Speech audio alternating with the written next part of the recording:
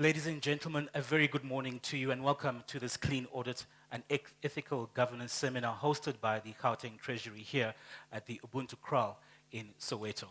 My name is Semminar and I'll be your program director for this morning. First and foremost, I'd like to extend a special welcome to our distinguished guests, the Premier Honorable Panyaza Lesufi, as well as the MEC of Finance, Mr. Jacob Mamabolo. Gentlemen, thank you so much for your time this morning. I'd also like to acknowledge MMCs of finance in Gauteng municipalities, HODs of departments, municipal managers, representatives from AGSA, councillors, senior government officials, as well as private sector representatives that are here today. Thank you all for giving us your time this morning. We are broadcasting this session live on Business Day TV, that is channel 412 on DSTV. A packed lineup for you this morning, and indeed the seminar comes at an important time as we look to strengthen and improve governance across the various spheres of our country. And while this seminar is focused specifically on the public sector, it's worth noting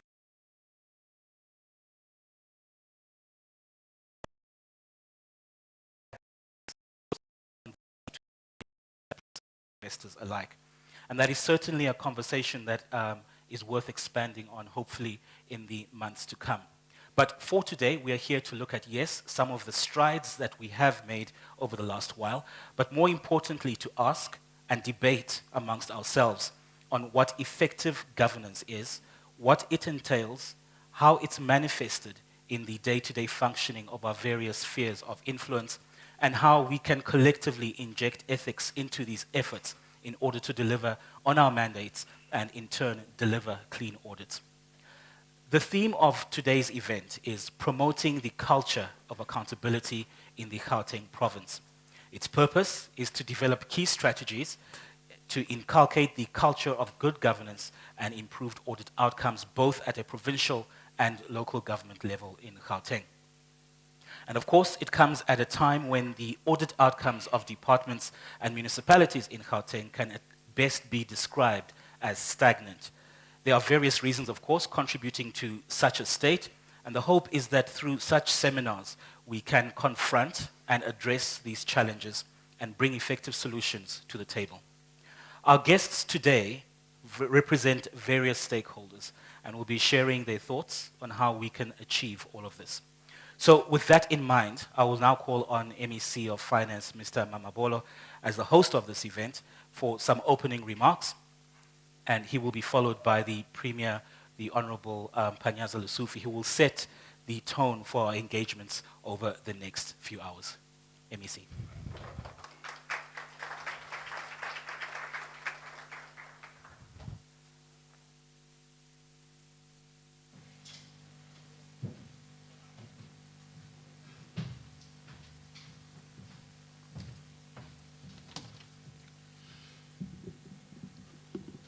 Thank you very much, Program Director.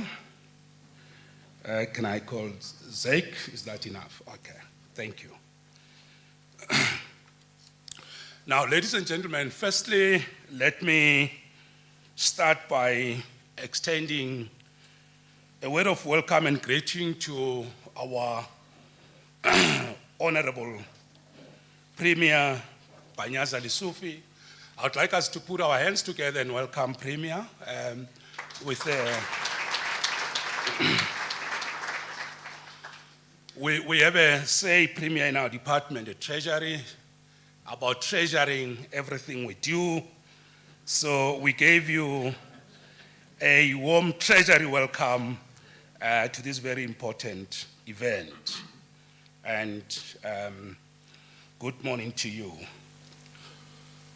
I would also like to take this very important opportunity to acknowledge and extend a special word of welcome to our members of mayoral committees of finance who are here with us from the municipalities, the length and breadth of our province. Special welcome to them. Obviously, we don't have the MMC of the city of Tshwane, I think for reasons that are well known. So we don't expect MMC from the city of Tshwane. But otherwise, all MMCs, special word of welcome to you. All the members of MPEX and all councillors, the political leadership in its entirety that is here, would like to welcome you. Otherwise, Premier, we do have our heads of departments. Some of them are here. There are those that have sent representatives, and we would like to also greet them. Otherwise, our HOD is also here. Let me also take this opportunity to just acknowledge some of the guests that we have. I'm very much pleased, Premier, to say to you that we do have in our midst the former Auditor General, but currently serving as the chairperson of the Gauteng Ethics Advisory Council. Dr. Nombembe is in the house, is just sitting on the extreme right. So welcome to you. Thank you very much, great doctor, for joining us and being with us. We do have the team from the Auditor General. We must give them a special word of welcome, otherwise we might be qualified. So the team from the AG is here, and I'm pleased, Premier, that they've sent really what I'll call a full delegation. They are led by Mabatu Sedikela, who's the National Head of Audit in Provinces. Mabatu, good morning and welcome. She used to audit us in the province, and I had a very good experience when I was first MEC, Premier of Human Settlement, and we had tough audit problems, and we met, and I got good results. It was a very serious moment, so it was quite tough. It was my first year as MEC. So otherwise, Ms. Sedikela is joined by Mr. Tumisani Kebekulu, a very well-known auditor as well in the province, who's the business unit leader for Gauteng. We have got Melissa McCarthy, the Deputy Business Unit Leader, and of course, Nicola Deacon, who's the Stakeholder Liaison Manager. So you can see we have got a very good team from the AG, so the books are balancing. Thank you very much. I must say that we do have with us here Mr. Nicholas van Wyk, who is the CEO of the Chartered Institute of Business Accountants. He is here in the house. I'm not sure where he's sitting, but I know that he's here. Oh, yes, there he is. Many of you might be members, actually, of the Institute, and thanks for coming. These are the people, Premier, who are sitting with all the monies of the private sector. They know how much is sitting where. So thanks for coming. They're a very important stakeholder for us. But we do also have SIGFARO, which is also a government body for financial practitioners, risk practitioners. So they are here. So both the private and the public organizations that represent the interest of the financial managers and practitioners are here. I know that they have sent a delegation. The president was meant to be here, but we will acknowledge the actual name of the delegate, the representative who's here. So I'd also like to welcome the entire political leadership from community-based structures and organizations that are here with us today. Now, I must say that, Premier, I'm told that I gave a very long speech when we were doing the budget on the 9th of March. So I'll try to just say one or 2 points so that we can allow the Premier to address us. But I just want to say, ladies and gentlemen, when I closed and concluded the budget speech, I did say that noma bengathini lukhona ichincho eGauteng province, in acknowledging the leadership of our Premier. And I would like Premier to say sometimes, we may not say this, but I think we must acknowledge the excellent and sterling work you're doing in the province, particularly presenting a very dynamic vision, very strategic way forward, a very unique program for the province known as TISH, focusing on our townships, informal settlements, and hostels. And today, we are very much pleased that we are here in Soweto, and I can assure you the venue would have been, maybe depending on supply chain, Santen, that's where we could be this morning. But Premier, if it were not for you, and I must say this, that you have really said to us, and we now understand, townships, townships, and townships. And today I'm very much pleased to see the people managing public finances meeting in the township, as we did say, in line with the budget. So, thanks to you, Premier. We gathered here today because when Premier launched and announced TISH, and on the 9th, together with the EXCO, we announced a 493.4 billion rands as the budget of the province over the MTEF period. The Premier did say to us, clean audit, ethical governance, moral leadership should underpin everything we do. And as a top secret, I'll say to you, this matter is in my delivery agreement with the Premier. So it's not just something that we're doing, it's also an area of performance, which the Premier has clearly said, we have got to make sure that the money that we are giving to the people of the province to deliver services should be managed in the most ethical way. Clean governance, clean audit. AG team, so you can clearly see, you know, I think when you audit us, because it's starting or started, please take this into account, you know, that we are committed to. Okay.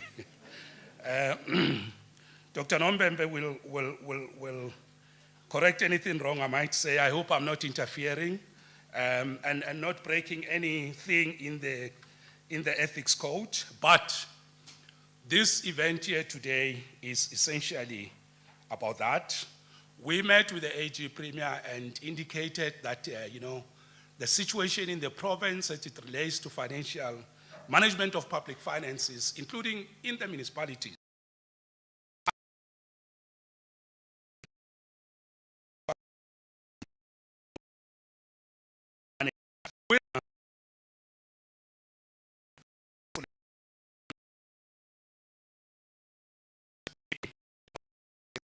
expenditure, and of course contribute to good governance, whilst we spend our money focused on TISH. So to that extent, ladies and gentlemen, Premier, our theme is we want to promote the culture of accountability in Gauteng province. We want to make sure that we decisively deal with the culture of impunity.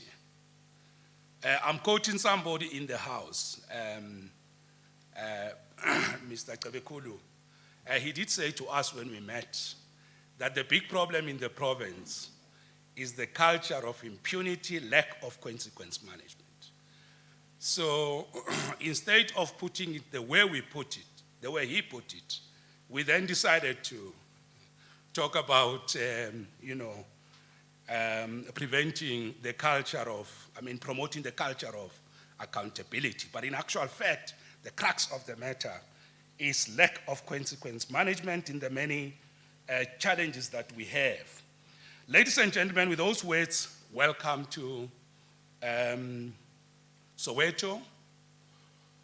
I could do an induction of the space, what sits this side, give you a geo outlook of the place, but we have reached a critical moment. I've spoken for a long time. I was going to show you how I know the space here. I must also, Premier, say the convener of the township business forum is also here, and Tate Twala, one of the practitioners and leading experts on the Township Economy Development Act. He's here with us this morning. So with those words, let us say once more, ladies and gentlemen, our Premier is well known. Our Premier is well known, and I'm very much pleased to present to you and of course to call Honorable Premier Panyaza Lesufi to the stage to address us, and let's do so by just giving him a thunderous treasury type of welcome to the podium.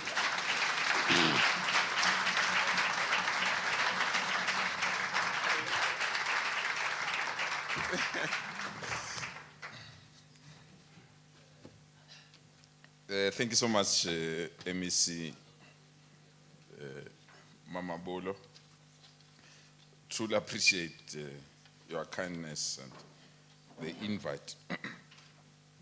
Let me start by acknowledging the program director, Mr. Smez Zake. Acknowledge the MEC for treasury in our province, MEC Jacob Palama Mamabolo. Thank you so much, MEC, for honoring your own service delivery agreement with me to ensure that we have this seminar and we consult our stakeholders so that if they see something different from the norm, they must understand why.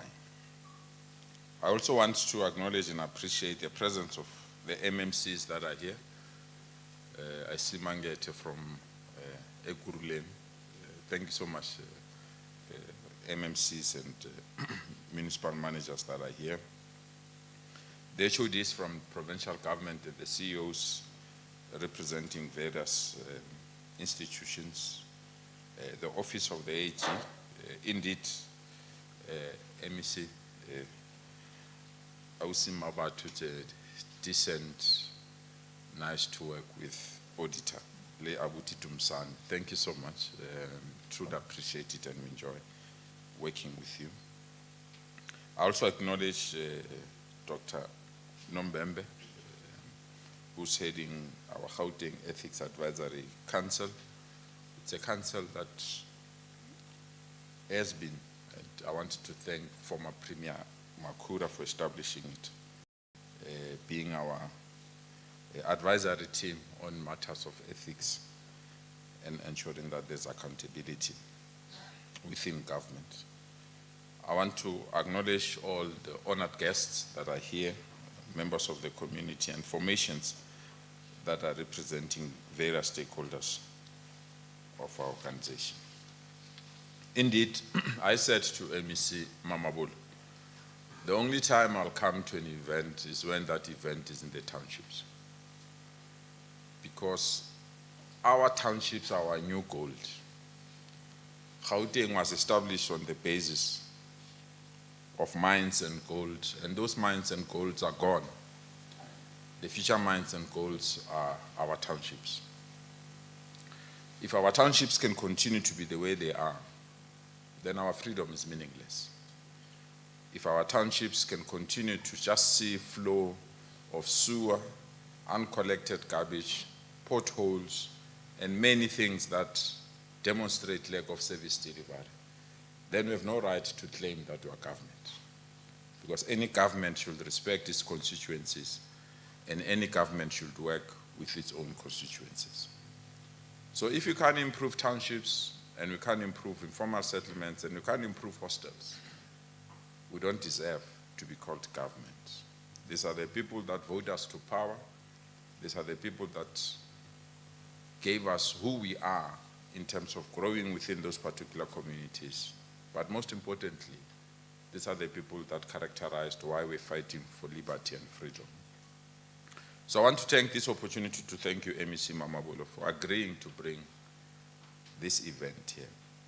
It's not just bringing the event here, it's ensuring that 60% of our budget as government that I have the honor to lead, that 60% of 34 billion must be spent in the township. You do that, we have improved the lives of our people. But in spending that 60% or 34 billion, of the 60% of that for the 34 billion, it does not mean you must cut corners. It does not mean you must get under quality service. It must not mean that we must do things in the wrong way under the disguise that we're empowering our people. I'm proud and very happy that by hosting this event here, one or another have created opportunities for our own people.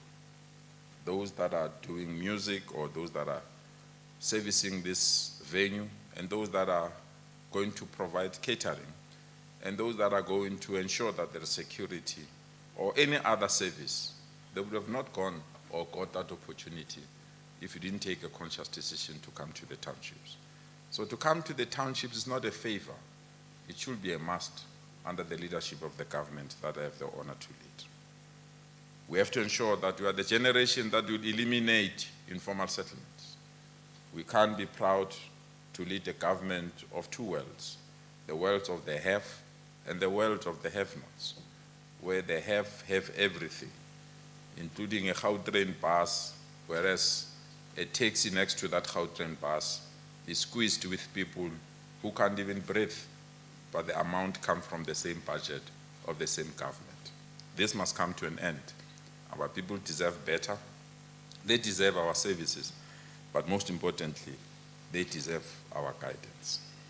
We are here to reaffirm one thing and one thing only, that we can do good by following legislation, that we can do good by following proper financial protocols, that we can do good especially when you want to empower and support those that are underprivileged by ensuring that you follow the necessary audit standard, that there's necessary audit support, but most importantly, we can account for every cent that is given to us for accountability. Ladies and gentlemen, at one stage, the entire Gauteng received clean audits. Get me right. The entire Gauteng at one stage received clean audits. Yes, including the Department of Health. We received a clean audit, and this is an indication that it's possible. It is possible for us to have clean audits, and it's also possible for us to also have clean audits at local authority. Because that's where, when I received the report from the AG office, is it last week, Dr. And the regress of local authorities was a worrying point. For the very first time, you have a metro municipality that has a disclaimer. And for the very, very first time, we've got so many municipalities that can't account for their resources. So we convened you here to say, let's account for what is allocated to us. We convened you to declare and to commit that we want to work with all of you as stakeholders. We convened you to say accountability is key, cannot be bypassed.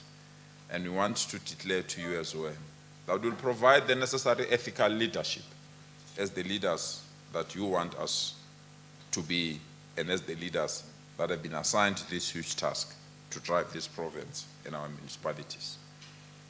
So that is why we are proud, and I want to thank Dr. Nombembe and his team that includes various arms of the state, including the Public Protector's Office, the Hawks, Auditor General's Office, and many other offices or institutions like the SIU that are working with us to ensure that Gauteng is clean.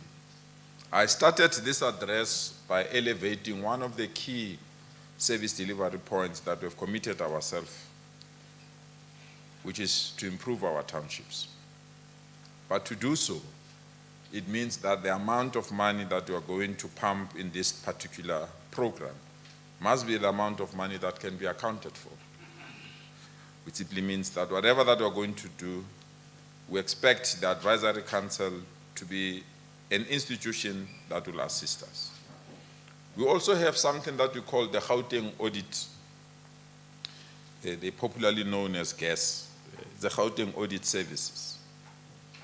What this audit service normally does, it waits for somebody to commit a mistake and then go and audit and give us a report. I said it to the minister, to the MEC, and I'm saying to the HOD responsible for Treasury, working together with my office, the Office of the Premier. Gone are the days for us to wait for a mistake to happen and investigate. We must investigate and authorize before a contract is released. That's the only way to stop wrong things. That any major contract, especially that is going to come from our elevated commitments, before it's allocated, it must be thoroughly audited, and indeed the right person who's appointed must be the right person to deliver those particular services. I want to give you one example. We are taking almost a department that used to run a budget of 800 million per annum, the Department of Community Safety. Over 3 years, this department will receive a budget close to 8 billion. And if you don't increase the capacity of this department, and if you don't give guidance to these particular departments, they will think this 8 billion is manna from heaven, and they will do as they wish, because they don't have the capacity and they've never seen this amount of money. And it means they will do wrong things and plunge us into a crisis of accountability. We should learn from the PPE scandals and many other scandals that have ravaged our government, especially in this particular province. So what I'm saying to say, when we elevate and provide the necessary resources to some of the departments of government, it must be accompanied by proper audit skills. It must be accompanied by proper SCM principles, and must be accompanied by proper systems that will ensure that our investment is worth the amount of money that he wants to. This department in particular is given a huge task, good people. We can't and will never attract investment in our province if we can't fight crime. We'll never advance and attract people to invest in our townships if they feel scared to come to our townships. We'll never attract the best skills to come and work for government offices or government departments if people feel that to come to the CBD of our head office here in Johannesburg is an invitation for you to be marked, is an invitation for your cell phone to be taken or your gadgets to be taken. We need to reverse this so that we can attract the best and we can attract proper investment. In order to do that, we have to strengthen the law enforcement. And I say, and I want to declare the Auditor General and the team, that if we can't fight crime, crime will eliminate all of us. We can't have people that have illegal guns that are deciding as if they are God who must live, who must die. We can't, in our province, have even somebody that is leading a liquidating firm can be killed and assassinated day broad light in our freeways. And we accept that this is normal. We can't have cash heists in the middle of freeway, and the only thing people are concerned about is take videos of the cash heist or waiting for the criminals to finish their job so that we can continue with our lives. We can't regularize abnormal things. We have to fight back. And I'm proud that the fight against crime, corruption, lawlessness, and vandalism is high on our list. We want to confront lawlessness, corruption, crime, and vandalism head on. We can't have people, when they protest, they feel the first thing they need to do is to break either a taxi rank or a bus rank or traffic lights.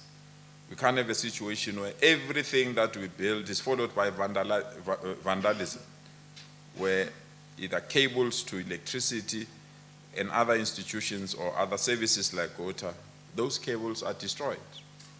We can't have a free-for-all society where people believe they can dump garbage anywhere they like. We have to ensure we bring this to an end. Hence our conscious decision to invest more resources to the Department of Community Safety to restore law and order. We might be accused of being too ambitious, but at least we are doing something.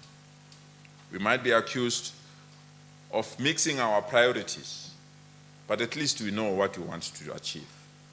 We might be accused of bringing things that are not even known and have never been seen in our province. Our argument is very simple. Before we knew an email, we disputed that an email existed. Before we knew a WhatsApp, we disputed that there's nothing better than an SMS. The world changed, we have to change, and we have to convert our fight against crime to incorporate these new ideas. Gone are the days to think that you can fight a criminal with a knobkiri. Gone are the days where you think that you can just place a security guard and that's the end of everything without you. Our criminals are well armed. They are merciless. Our criminals are determined to instill fear in all the institutions that we have in our government. So we are ready to confront them. And in confronting them, it means the resources at our disposals must be utilized properly, accounted for, and be provided to those that are willing to render services that will make all this particular task easy.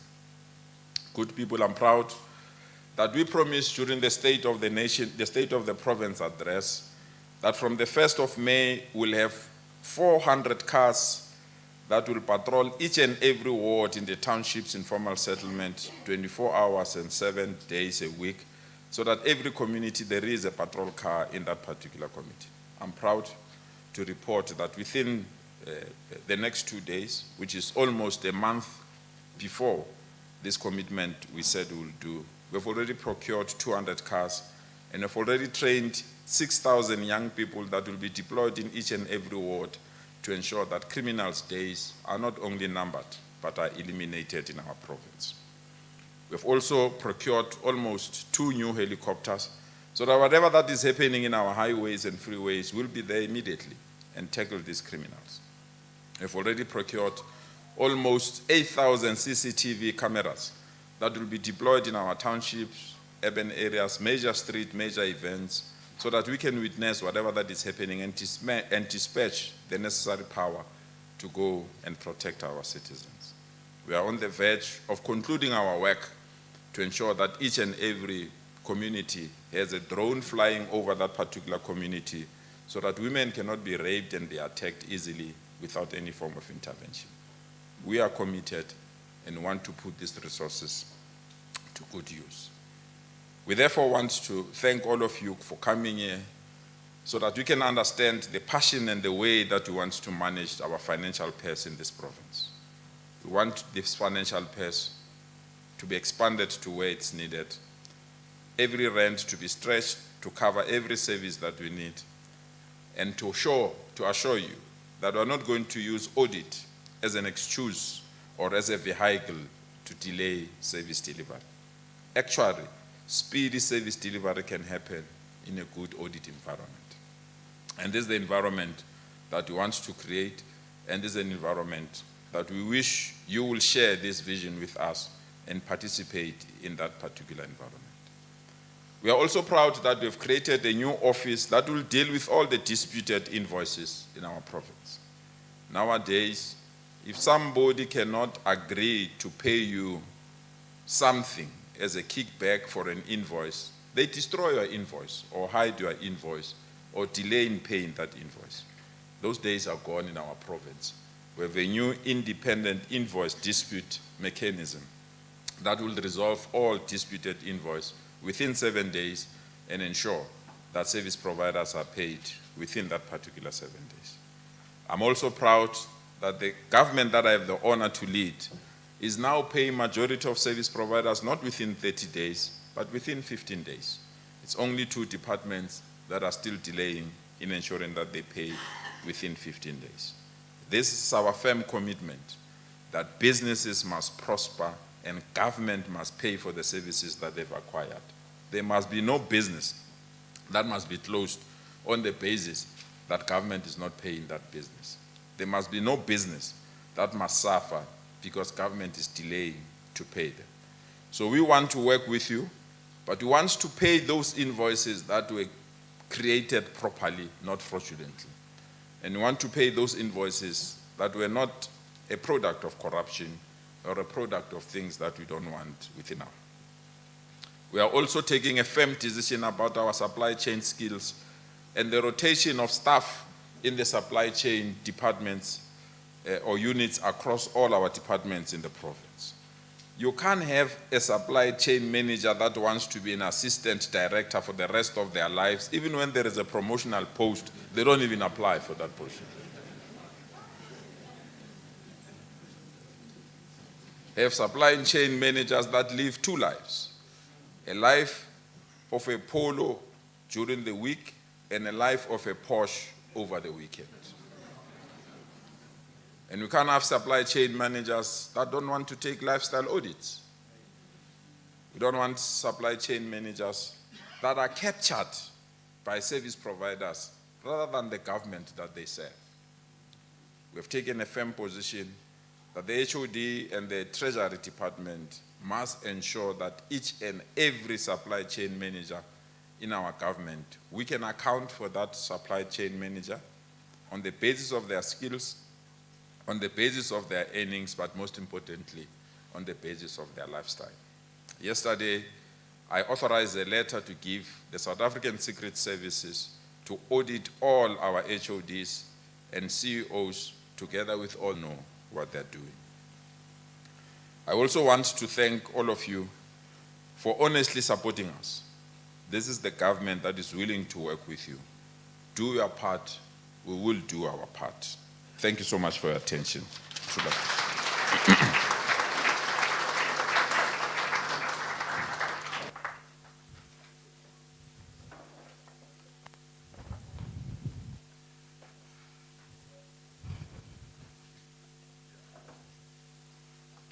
A round of applause again, please, for the MEC and the Premier.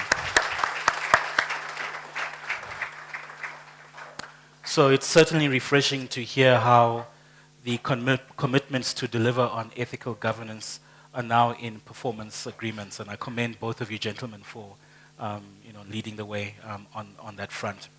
I'd also like to echo the importance of bringing this particular event here and ensuring that a particular percentage of the budget is spent in townships and also assisting in attracting the much needed investment. I think townships are an important part of our economy, and it's a known fact that true economic growth must start and be driven in townships. So once again, congratulations on the various initiatives that we're going to be introducing in that regard. As both the MEC and the Premier have stated, accountability and ethical leadership is going to be key in achieving all of this. So with that, I would like now to call on Mabato Sedikela. She is going to be speaking on the future direction of AGSA audits, as well as the outlook. Sorry, give me a second. Sorry, let's allow the Premier to exit. He will be going to another engagement. Premier, thank you so much for your time. Let's rise as the Premier exits the building. Thank you.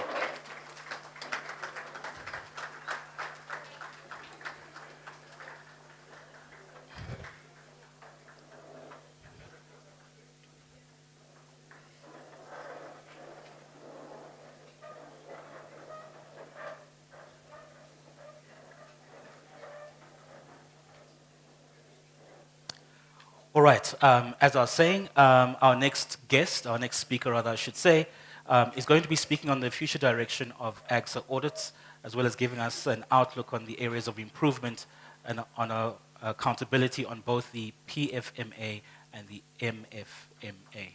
Over to you. Thank you. Let's welcome to the stage, please, with a round of applause. Thanks.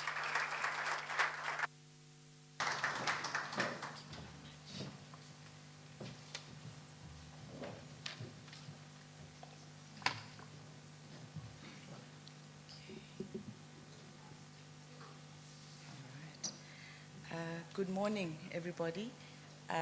Apologies, I think my presentation is making its way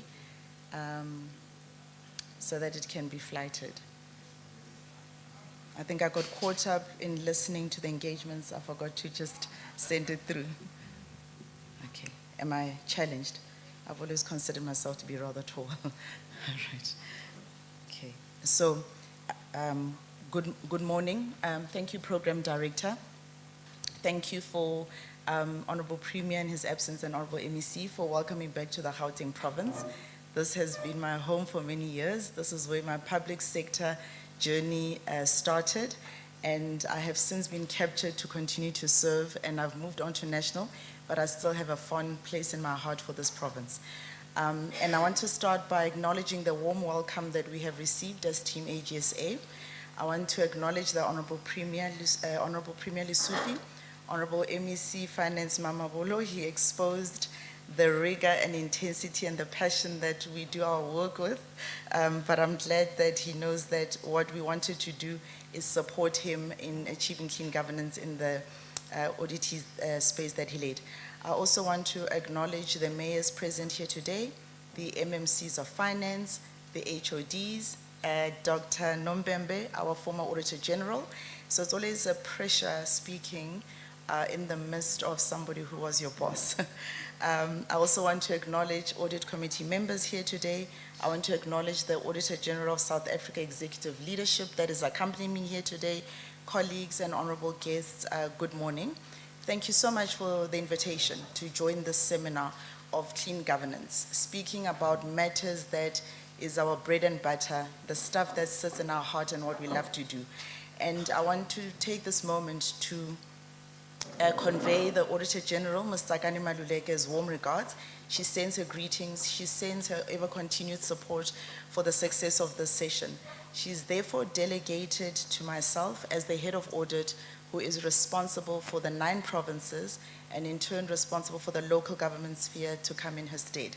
So I look forward to contributing on behalf of the office the insights about our space, being the work that we do in the Auditor General. Noting that the presentation is still going to load, you will bear with me. I will just indulge for a minute or two and then I can commence. Or should I just go ahead? I can go ahead, right? Okay, thank you.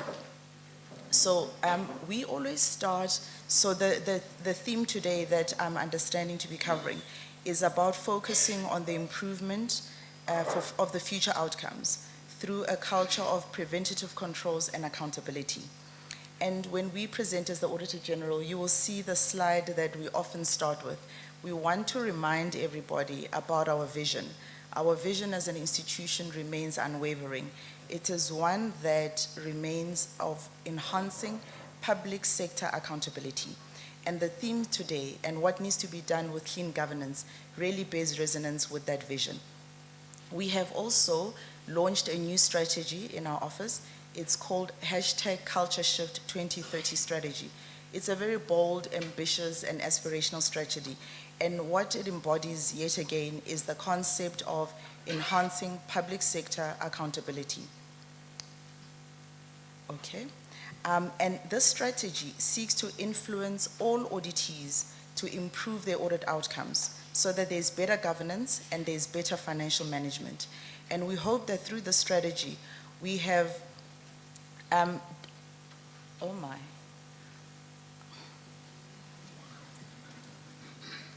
Okay, so I don't get a clean audit for my slides, and there are very few. There are very few, and I'm getting into the heart of it, and I wouldn't want to leave you behind with that. Okay, all right, okay, let me see. So our mandate as an audit institution has remained one that is focused on strengthening constitutional democracy. So although we've changed our strategy, our mandate remains the same. We have a responsibility to ensure that resources are procured economically and utilized efficiently and effectively. And our strategic aspirations also remain very similar. They are about having a strong, more direct, and a consistent impact on improving the lives of the citizens. So previously, we have done our work, which is to audit and report. and we were doing that to see better outcomes. And those outcomes are about financial management, compliance with laws and regulations, and the appropriate reporting on service delivery. But now we have intensified, and in intensifying that work, we want to see a much deeper and concerted effort to shift the focus towards the achievement of service delivery. And we will continue to elevate the characteristics that are needed, which is performance, accountability, transparency, and integrity to achieve that. We have introduced a concept called the accountability ecosystem. That ecosystem is about depicting a broad-based network of stakeholders where everybody's role has been clearly articulated in how they can contribute, how they can intensify their influence and collaboration in order to contribute meaningfully to the improvement of clean governance, better performance for government, better accountability and transparency. We've also introduced the theory of change. The theory of change is about using the audit outcomes to illuminate our findings. In those findings, when we illuminate them, we always share the root causes in identifying what went wrong. What is it that got the things that ought to be done and achieved not to work? We also are very deliberate in giving recommendations and solutions that need to be implemented in order to turn around the environment. And those recommendations, we go further, having given those recommendations, to seek commitments from those who are supervising those environments, oversight over those environments, and those who are running the environments on a daily basis. So our intention when we talk about the theory of change is we would like to see the audit outcomes significantly transform. We would like to see a culture shift in the public sector. So using the outcomes of Gauteng, we would like to see the Gauteng province move from a stagnant position of audit outcomes to a cleaner administration. But it's not enough that they move to a cleaner administration. That move must be complemented by service delivery at the heart of everything that they do. So in influencing the theory of change, we do not only want better audit outcomes, we want improved service delivery, because our aspiration is about making sure that as an institution, our contribution is anchoring the improved lives, experiences of the citizens of Gauteng, as well as the citizens of the country. And I've indicated that we will do that through focusing our work. So we'll continue doing what we're going to do, but we will do it differently. You'll experience more rigor and more commitment coming through in the work that we're going to do. Our focus and preoccupation of all the auditors is really going to be about illuminating insights. And those insights, as I said, we seek to engage our stakeholders, influence them, and get them to take the requisite action in taking things forward. We want to shift public sector, as I've indicated, so we're encouraging in this province, as you drive the concept of cleaner audit, to identify those auditees that you know have got the good foundational elements to shift from where they are towards the achievement of service delivery. I do note technology is against me. We also want to continue to drive the enforcement of our powers. Those enforcements of our powers is that we have seen over the years that there is a need to arrest the non-compliance with rules and regulations. As the Honorable Premier said, nobody will trust and put their funds in an environment where they know the funds are not going to be looked after. We've seen the country, we've seen the economic standing, there is less to go around. So whatever money ends up in the purse of the different auditees, be it the municipalities and be it the departments, that money must be used in a prudent manner, in a manner that would satisfy what Treasury wants to do. They said Treasury, I forgot that quotation. Treasury is basically wanting to make sure that everything that goes in the purse is well accounted for. So when we have seen instances where there's irregularities, our powers have been amended, and those were amended, and we've been using those amended powers for the 3 years. In those 3 years, we talk about enforcement. Our enforcement is dealing with irregular expenditure, but at a heightened level. But when we use the enforcement powers, and it's what we regularly refer to as the material irregularity, although we want to enforce that seeks to erode the non-compliance rather than the enforcement of our powers. So at the end of the day, we'll continue to do what we do with more rigor. We'll continue to pronounce on financial management, good governance and accountability, but it must all be steeped in doing it for the betterment of the citizens of Gauteng and focusing on their service delivery. And we aspire to see a public sector that works towards being experienced and being known for and being reflective of the basic values and principles that are described in Section 195 of the Constitution, which is that public administration must be governed by the democratic values and principles enshrined in the Constitution, including the following principles: a high standard of professional ethics. It is non-negotiable. It must be promoted and maintained. There must be efficient, economic, and effective use of resources, and that must be promoted. And in instances where we see that not happening as it ought to, I've indicated then our enforcement powers would be used. But we prefer not to use those powers because we prefer that should there be breaches, as may happen, should there be instances of non-compliance, those should be correctly, swiftly dealt with. We want to see a public administration that must be development orientated. Services must be provided impartially, fairly, equitably, and without bias.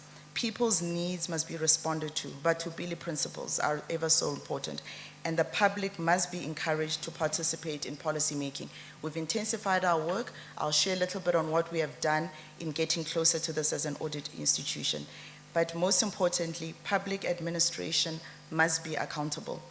And transparency must be fostered by providing the public with timely, accessible, and accurate information. And that is where our work comes in as an audit institution. But to do all of this, you need good human resource management, career development practices to maximize human potential, and it must be cultivated. And when you have those human resources in place, you need strong performance agreements that are used to drive accountability. So I was encouraged when MEC Mamabolo spoke about how sitting in his performance contract, where he will account to the Premier, is this concept of clean governance. As I move to the next slide, I've indicated that we have developed a concept that we call the accountability ecosystem. We are depicting here how all the different stakeholders, it's a network of different stakeholders who ought to come together in order to help government deliver on their aspirations. In the previous years, and we shall continue to do so, the accounting officers are the people who we locate and start this concept of credible financial statements, what I described previously in what was enshrined in 195. They remain the competent authority to manage their audit environments, to manage the control environment, and make sure that they create an environment where the people they are supervising know what it is that they need to do, and all the departments, all the local governments are responding to their specific mandate. And they remain answerable. So when the accounting officer is the one that remains answerable, they become our entry point. That is why from an audit institution, when everything is said and done, we have audited, we take the outcomes of what we have audited and we locate it directly with the accounting officer. Similarly, when we talk about our enforcement powers, where we see instances of non-compliance reoccurring without effort to strengthen the controls to prevent that, without an effort to curb that non-compliance, again, we go to the door of the accounting officer and we hold them accountable. And that's why our material irregularities, as I described, through the use of our enhanced powers, start and are located in the role of the accounting officer. But they're not alone. So you may say so much is expected of an accounting officer, and with all these responsibilities to achieve governance, are you unfairly looking to them? This seeks to demonstrate that the accounting officer is well supported by internal audit and audit committee. So an accounting officer who is not driving a tone and a posture that is about recognizing the governance structures and their importance and their role in supporting them to do this hard work of keeping things working well, transparently accounted for, they would feel like they are isolated. But if they lean on these structures, they establish them and they use them effectively, they will find that what may seem insurmountable is achievable. So we are encouraging to intensify the focus on the governance structures, make sure that they, and I know Gauteng has established them across local government, across the provincial departments, so they are there. The consideration is to think about how they are used and how they're maximized. We've then shifted the focus to say everybody must be supervised. So the role of the executive mayor is one that seeks to supervise that the accounting officer does what they ought to be doing. And when they're not doing, correct them, hold them accountable, and do it so timeously so that they can be changed in the environment that they're supervising. But also when we look at the mayor, we are cognizant that where the mayor, and gone are the days where the mayor can just exercise oversight. We've seen the state of the country, both at a provincial, national, and a local government level. The nature of the role of the executive authority has somewhat progressed. It cannot just be one of mere oversight. It has to be one of monitoring and evaluation. It has to be one where you're holding the accounting officer accountable that that which they have committed to doing, is it on progress? So monitoring ongoing, not at the end of the year for the purposes of audit.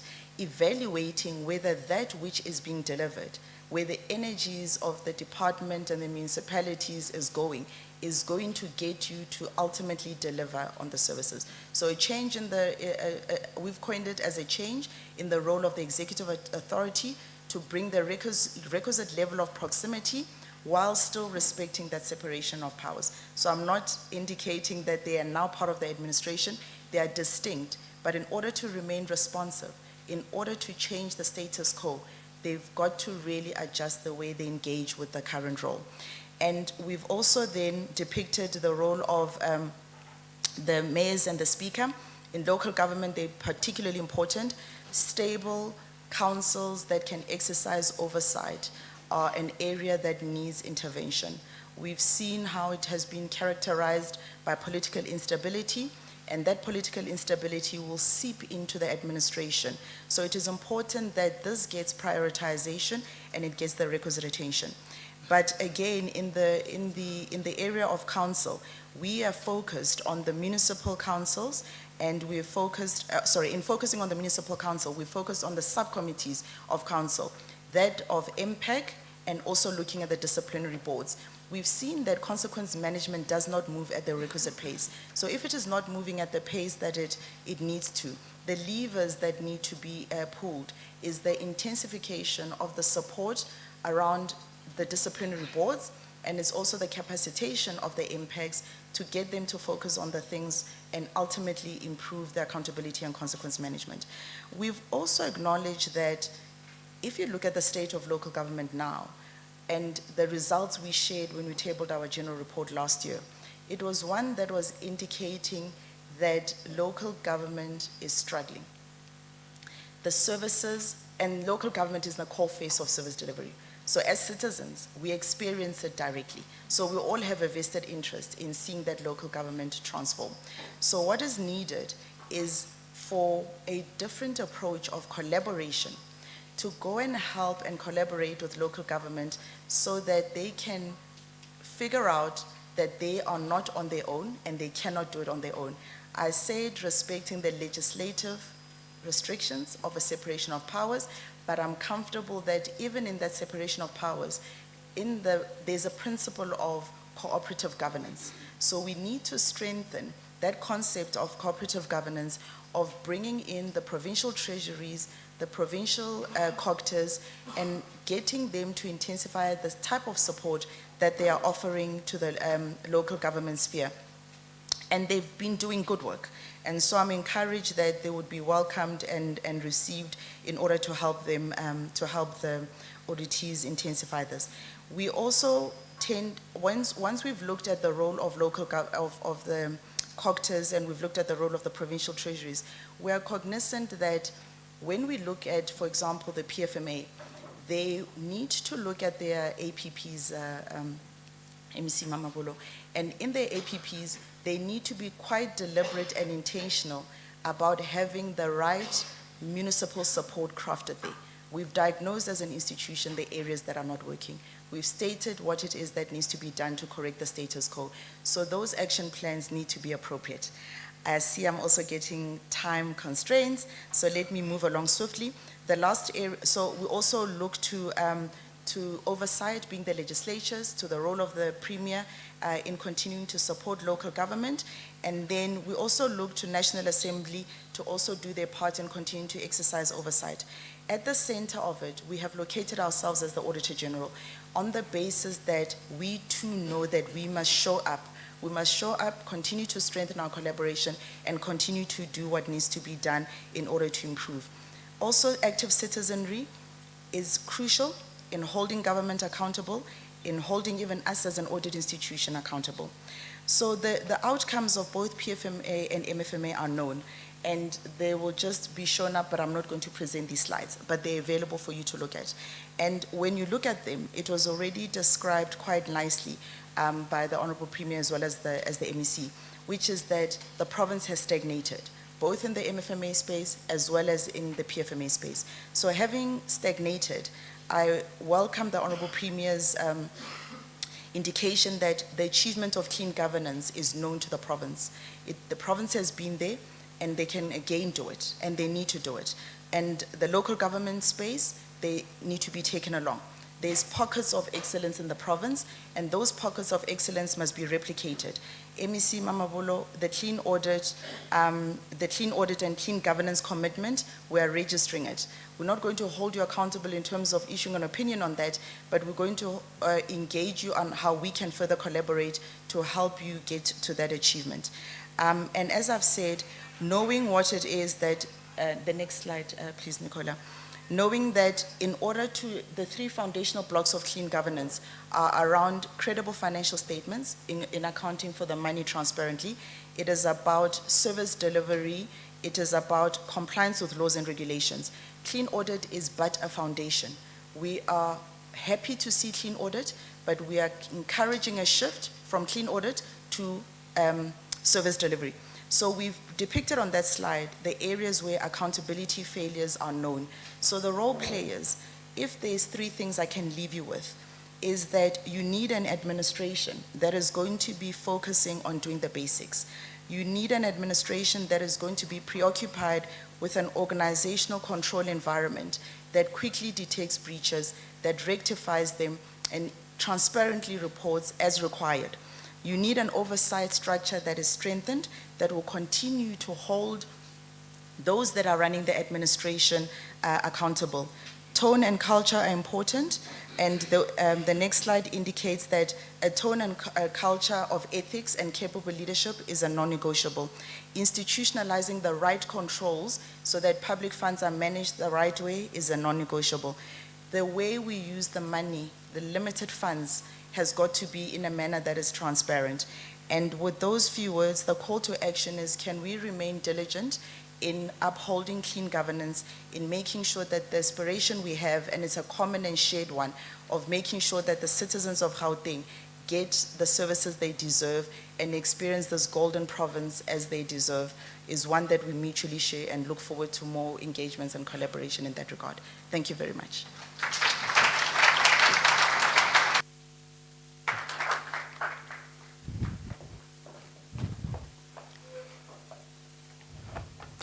Thank you once again for that presentation. A round of applause, please, for. My apologies for rushing everybody. Just for the sake of time, we are broadcasting this live, and we will be coming off air in the next 30 minutes. So we'd just like to move the program along and try and catch up some of the time that we have lost. So without further delay, I'd like now to call on Dr. Terence Nombembe, who is from the Gauteng Ethics and Advisory Council, and will be chatting on how we build an ethical environment through effective compliance and accountable leadership.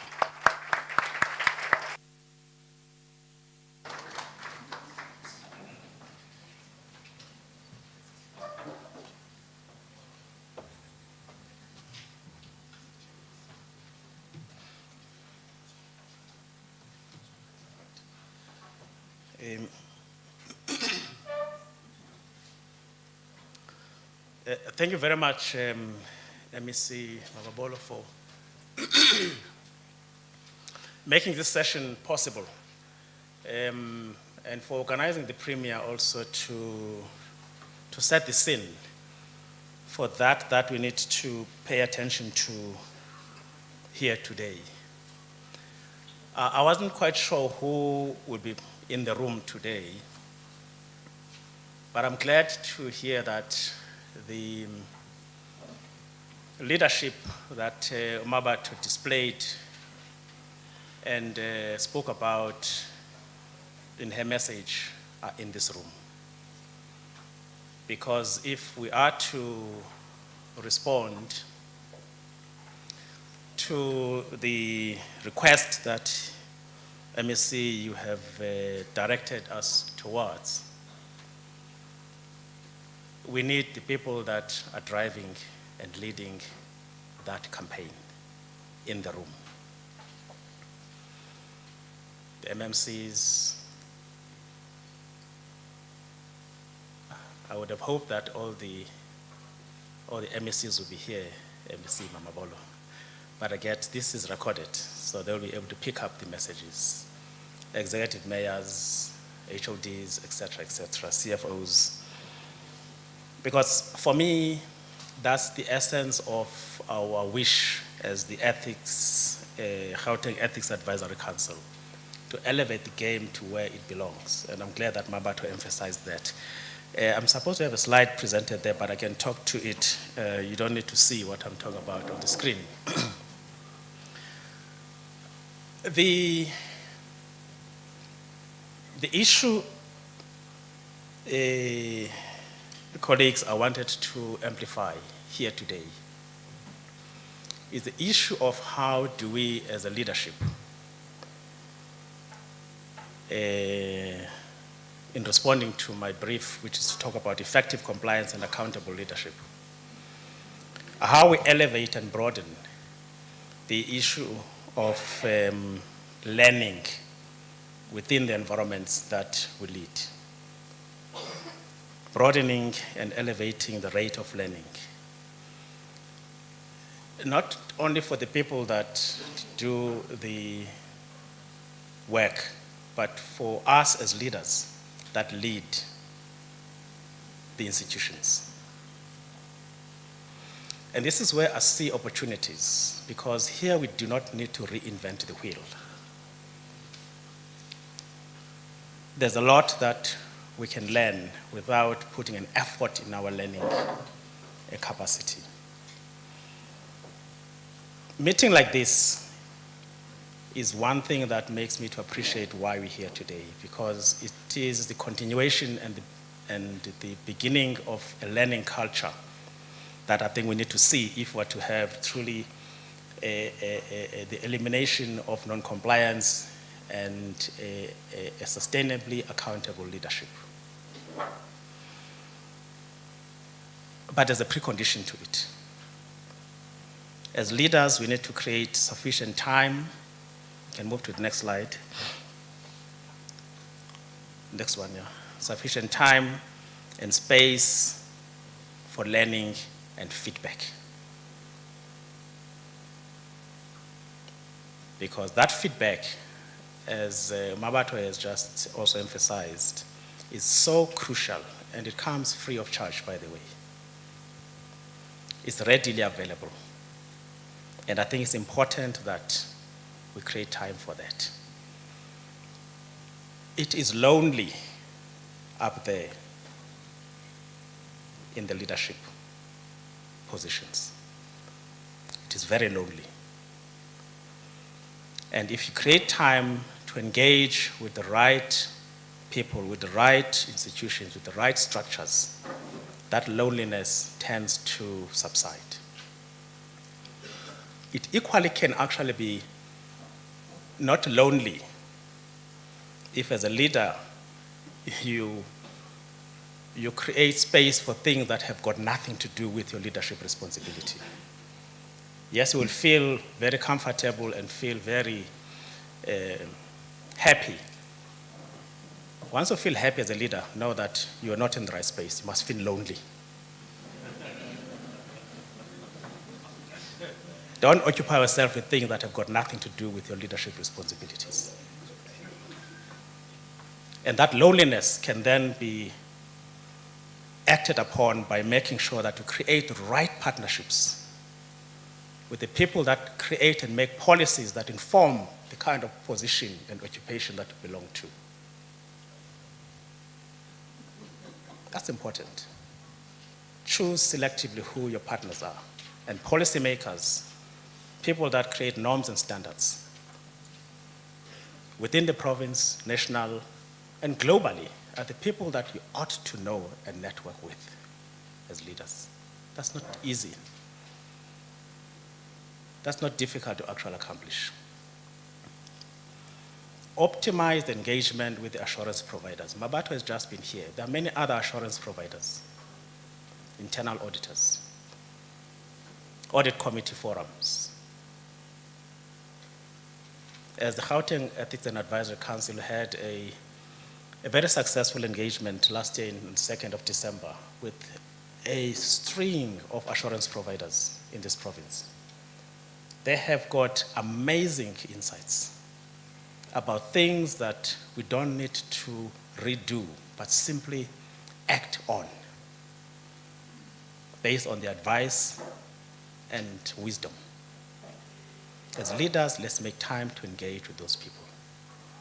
Find a way of actually optimizing that.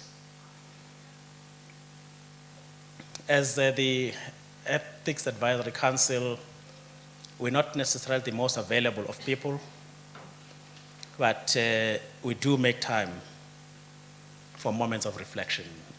MEC Mamabolo, we had a session with you last Friday. You expressed a great interest in continuously engaging with the Advisory Council. We remain indebted to you and your fellow MECs for that interest. When we did the deep dives on the challenges and opportunities that these departments in Gauteng can actually deal with. And lastly, and this also talks to the professionals within the room, we have got so many people within Gauteng that are and have been high performers. Let's rekindle those networks. Let's not let those people escape our line of sight. I mean, last week, I listened to a fascinating conversation by one of your own, Ramasela Ganda. Look at that. Go to that podcast. She was speaking to Bruce Whitfield last week. I think it was Thursday or Friday, but you can Google it. Fascinating reflection on excellence. And these are the people and many more that should never be escaping from our line of sight and engagement and part of our networks as professionals and as leaders. I may just be singling out that one, but there are many more. And for me, that's basically the essence of how we should really do the simple things in order to deal with and conquer the hard things that we may think are hard for us. But if you do these things are easy to do. I mean, I've done it in the office that I've run before. And this is what has actually created success in the offices that I've ever been part of. That's when Mabato was still at school.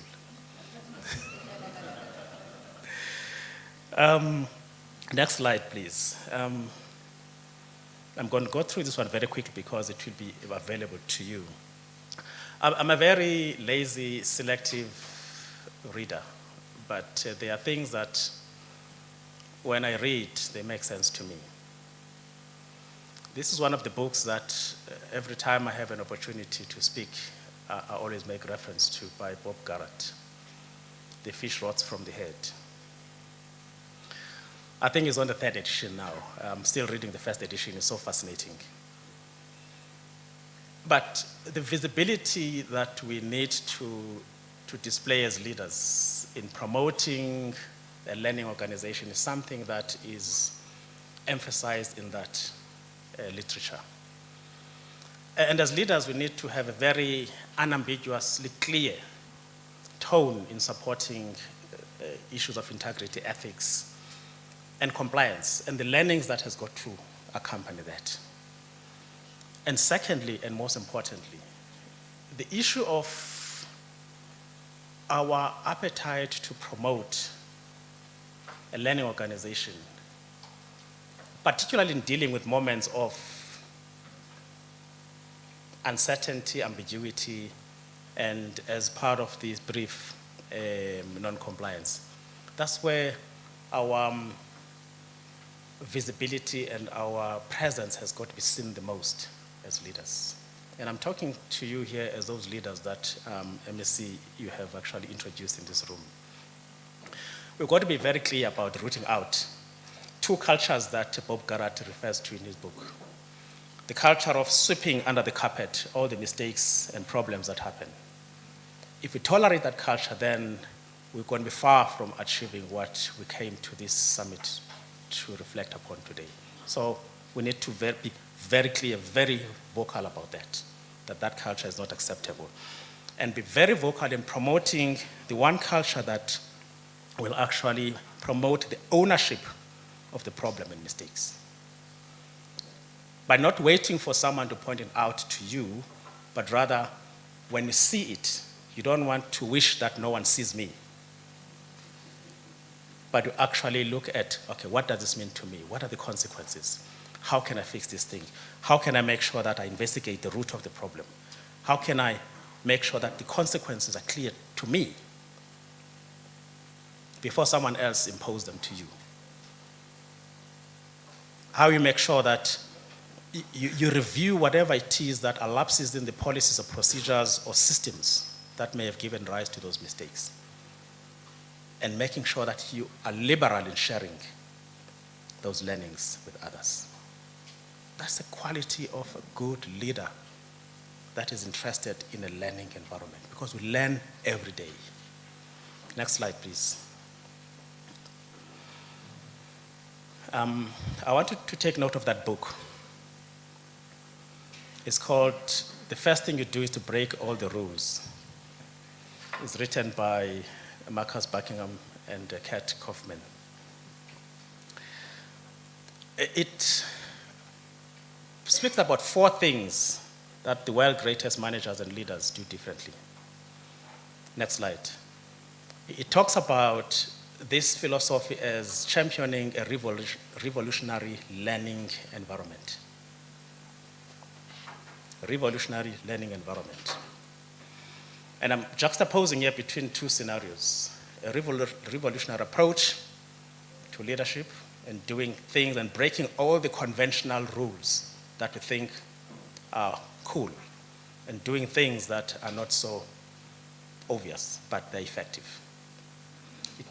That entire book talks about how to select talent, how you set expectations, how you motivate, and your focus in motivating, and in developing people, how do you do that? Let me start with the positive, which is the revolutionary approach. Search for talent. You don't need to have talent for everyone. 1 or 2 people that will actually make a ripple effect in the kind of outcome that you want is more than enough. That can influence the entire ecosystem that Mabat was talking about earlier. Find that talent and make it part of your organization, make it part of your institution, right? As opposed to insisting on, I want only people that have got 20 years experience. That may not necessarily give you what you want. Talent is what you need to search and scout for. That's a sporting phenomenon. People that win games are the ones that actually spot and scout for the right talent to influence and change the flavor and the outlook of the game and the teams that they're actually coaching. That is applicable in a business and government setting as well. Right outcomes, not right steps. People forget the step-by-step instructions, but if you focus on what must be accomplished, no one will ever forget that. And as leaders, let's be very clear about that. And when we actually motivate, let's extenuate strengths, colleagues.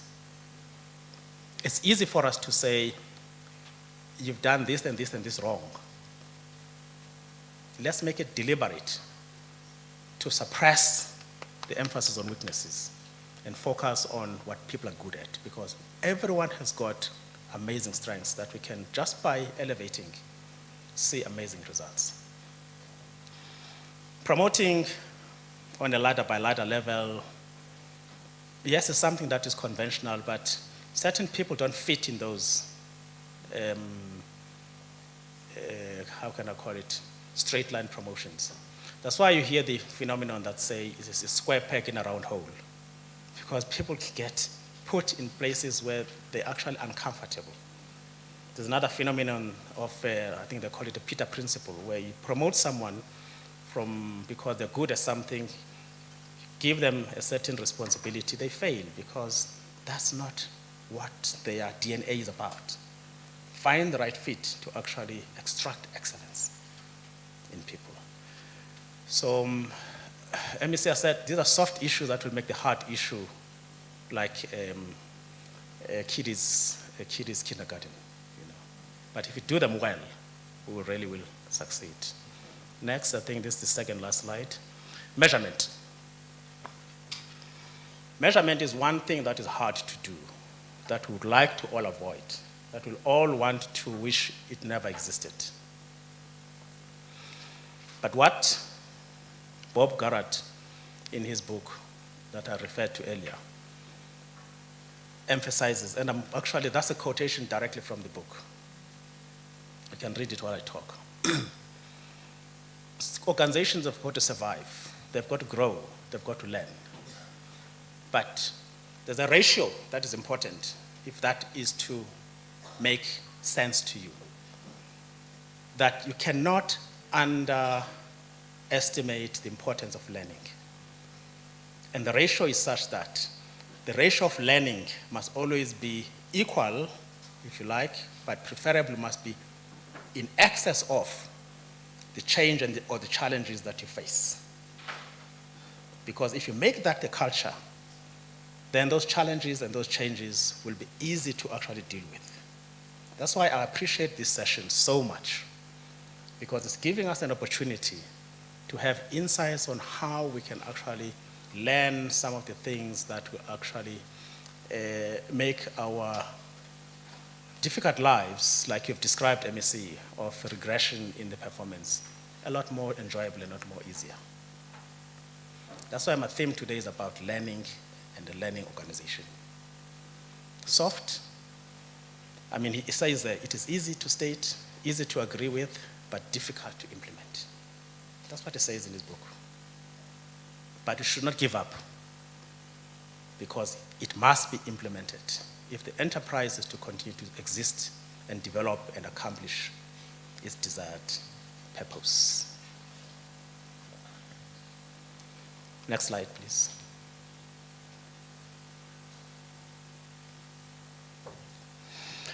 He then, I'm not going to go through that one, he then cites 4 conditions for a learning organization. It must, I'm going to use one word, formalize it. Don't make it informal. Don't make it something that is optional and nice to have. Formalize it. Record it. Make it part of something that is known, people are rewarded for, are recognized for. And that last bullet, make it part of the appraisal reward system and make it an asset base of the organization. Let's not make learning something that is an overhead and expense, something that is a nuisance, a drain in the cash. It is an amazing asset base for a sustainable organization. Right. I think I'm on the last slide now.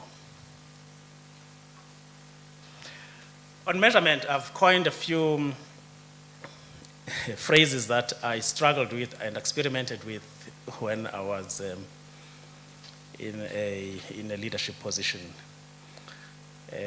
Because if you don't measure these things properly, we'll find that we actually don't progress to where we should be going. If you want an organization that is characterized by human capital, and Mabato made mention of the importance of building a human capital culture and structure that is supportive of the purpose and the goals that we want to accomplish. There's something that as HR practitioners, and I used to be one of them, by the way, we call a bell curve. Okay, I don't have a flip chart here. I would draw these things for you, but you know a bell curve looks like a bell. Okay. where you basically bunch everyone in the middle and say there can only be few people that can be super performers. That is the tip of the bell. And there can only be few people that lousy performers. The bulk of them must be in the middle here and be mediocre performers. We cannot survive and allow for that culture to define who we are if we want to move to the kind of goal that we've defined here today. In the absence of what the opposite of a bell curve is, I had imaginations of a lion sitting down, gazing and think about the meal that he's going to have next. He's got a head that is actually prominent and the body that is invisible, hidden in the grass. That's the kind of performance, structure, and profile of human capital we need to aim for, where the majority of the people that Mabato was speaking about here are excellent, super high performers. That's why I spoke about those networks of people that you have spotted in this province as high performers. Engage with them. Find out what drives them. Find out what's firing them. Because that's the kind of culture and kind of a profile you want to actually infuse into Gauteng. And Gauteng has got the ability to do that because everyone flocks here. And therefore, we actually have got a pound seat in terms of choosing the best of the best, not only in South Africa, but in the continent. Let's make sure that this province has got those super performers, even those that are here. You know, there's one thing we keep speaking about in the Gauteng Ethics Advisory Council, and Prof. Madonsela is very vocal about that. And that this role that we fulfill exposes us to amazing talent that this province has. But to what extent are we optimizing the value of that talent? Let's get those people to actually be the majority of who are within the province. Move people from just sitting in the fence. Move them towards excellence. Move everyone towards high performance. You've seen a stretching leopard. I mean, all the excellence is suppressed because it's lazy and the tail is up. You don't want the majority of your people to be the lousy performers. Okay. If you're there, that's why I'm talking about measurement. Know the current reality and move everything towards the kind of human capital, asset-based human capital you need in order to achieve the kind of clean governance and effective governance that you are aspiring for in this province. Here's another measure that you need to have, and I'm not quite sure who's going to do all these things. This may sound like a fairy tale, but I promise you it's not a fairy tale.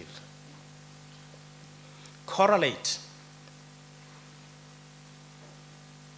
the caliber and quality of a human capital, the learning culture, to your state of governance and audits.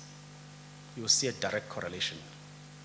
I promise you now, if you try to find out why this regression is happening, there's a direct correlation with the culture of learning, with the culture of doing things differently, with the culture of doing everything that is what Bob Garrett was describing, that learning ratio and rate must always be equal or above the change or the challenges that we face. If we do that, and that alone, promise you all leaders here, you'll see sustainability in what we gathered here to accomplish today. Thank you very much.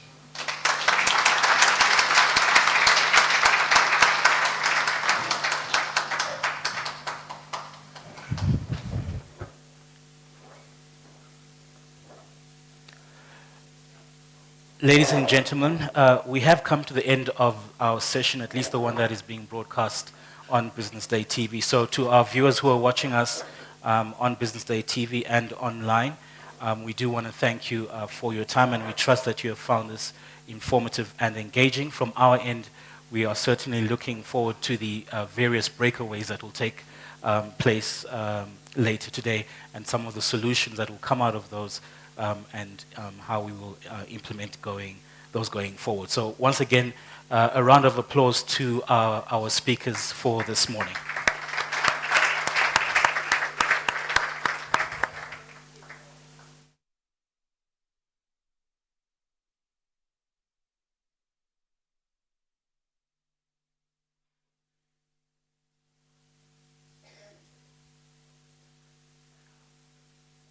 All right, thank you for bearing with us. I just had to give a moment for the teams to switch over to normal programming. So we're going to be continuing with our program this morning. We are trying to catch up on the time that we've lost. So I'm going to humbly ask that we keep our presentations as brief as possible. So if I may request that for the speakers that are going to be following, if we can keep those down to 10 minutes, please. So let me then call on, I think this is, firstly, sorry, before I get to that, there apparently is a car, it's a Mercedes-Benz, sorry to call out the brand, but it's a Mercedes-Benz, it's a white Mercedes-Benz with a number plate JJ10HWGP. It is parked in the road. There's a request that we move that out of the way. And I know everybody doesn't want to get up right now, so we will all look down as that person gets up to remove that Mercedes-Benz. All right. MEC, if I may ask you, I received a note here. Is a councillor joining us? All right. So we have a councillor, Lefa Molise from Ward 39, who is joining us. Thank you for your time this morning. Round of applause, please. All right, then let me now call on Kagiso Lerutle, who's the Group CFO of Ekurhuleni, and they're going to be chatting about the impact of audit on compliance culture and lessons on sustaining clean audit for value creation. Kagiso, are you? Is that you? Round of applause for him, please.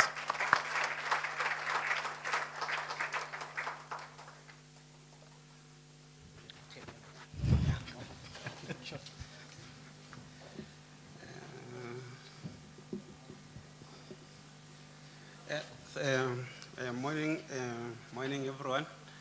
Morning, MEC, for giving us this opportunity. Thanks, Program Director. My task is very simple. I've been asked by the colleagues from Provincial Treasury to come and present in terms of what actually were the critical issues that assisted the city to get 3 consecutive clean audit. So I will keep it to that presentation. I won't take long. I'll just keep my presentation to 3 slides. We can move to the 3rd slide. So I've looked at the issue of political leadership, which is central in achieving the clean audit. So one of the issues is strategic direction. So clean audit should be the center of any strategy that political leaders they take. So if you don't include the clean governance, issues of ethics, it becomes very difficult for any political party to achieve their strategies. Then the second issue that we found to be more important is the issues of the right tone at the top. That it shouldn't be the responsibility of the accounting officer or the CFO to achieve clean audit. Council as a whole, they should actually have a buy-in, and they should actually share the same messages that comes from the administration. Then the other issue is the establishment of ethical and compliance culture, so that when there's any issues of unethical behavior, transaction, non-compliance in laws and regulation, Council is able to deal with those issues swiftly. Then it will assist in changing that culture. The other issue is the issue of zero tolerance to fruitless, wasteful, and irregular expenditure.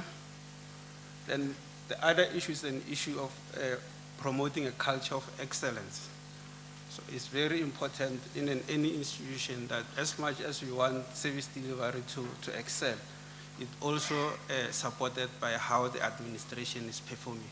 So if there is a culture of excellence, then there will be a direct relation in terms of the quality of the service that residents are receiving. The other issues that actually has become an emerging risk is the stability in council. So council is required to sit on a regular basis because administration can't perform on their own. There is a responsibility in terms of the law that is assigned to council to perform oversight. Majority of reports are time-bound, as regulated, and it's necessary for council to sit on a continuous time to ensure that they perform that oversight. They receive reports from audit committee that will assist them in actually giving them what are the strengths of the controls in the environment, what are the critical issues that the cities are facing. So immediately when there is no stability in council, then it dispower council as a whole because a report can't be engaged at that level. Then you leave administration sitting there alone and the bulk of issues can't be actually even entertained. Then the other issue is the establishment of governance structures. And it's important here that as much as you might have audit committee, risk and internal audit, but the issue of competence and skills is important to ensure that these committees are actually performing at optimal level. Because you might have administration that are highly qualified, then we have a situation where now the committees then they are not at that level, then it becomes very difficult for actually certain issues that administration might have missed and they are not being picked by these governance structures, then it becomes very difficult for council. And I will move to my second slide, which is on the administration. So it's important to capacitate the administration with the skill and competent personnel. And this has a direct savings in the city because there won't be more reliance on consultant. So it's important to invest on your own personnel, make sure that you keep them, they go to proper training, and it also improves in terms of accountability because those will be their reports that are prepared by them and they will be able to talk to those reports then when they prepare, when either they present to structures of council, either internal audit or audit committee, it assists when those reports are done by the internal staff.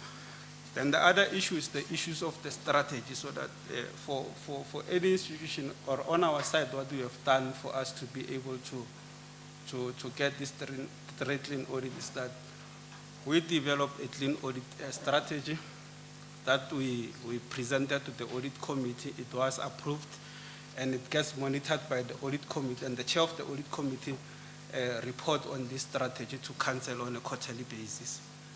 And even though we are still maintaining our clean audit, that strategy is still there, is still monitored. Obviously, there are those emerging risks that get flagged as and when AG raises other issues.